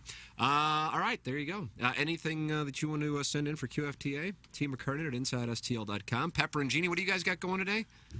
We're going to mention, it's something that I bought this weekend and then didn't enjoy it. So we're going to talk about things we used to. Well, I'm intrigued. Things we used to enjoy, either as a kid or at 20s, 30s, even 2 years ago you enjoyed. Now all of a sudden, I really don't enjoy it. Things that have changed. Plock's going to say baseball. Furloughs. You really did enjoy They those. just don't hit the same that they used to. I think, actually, it's been 2 years today since you were, quote-unquote, self-furloughed. Happy anniversary. Definitely anniversary. I think that's Self-furloughed. And we're going to talk about a video game or a app that I've downloaded, a poker app that I've been playing that is just the worst.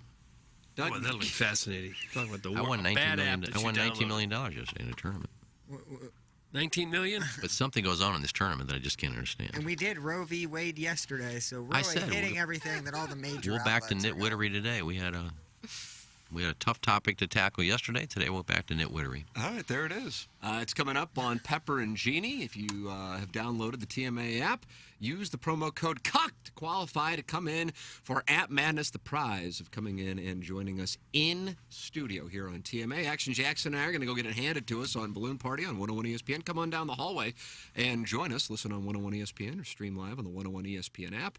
And you can text in 65780 over on 101 ESPN for the Plowhawk, for Action Jackson, for Kenneth Iggy Strode, for my brother Kevin, for Douglas Elvin Vaughn. I'm Tim McKernan. This has been the Ryan Kelly Morning After, closing out our Maggie O'Brien's 9 o'clock hour from the Michelob Ultra Studios.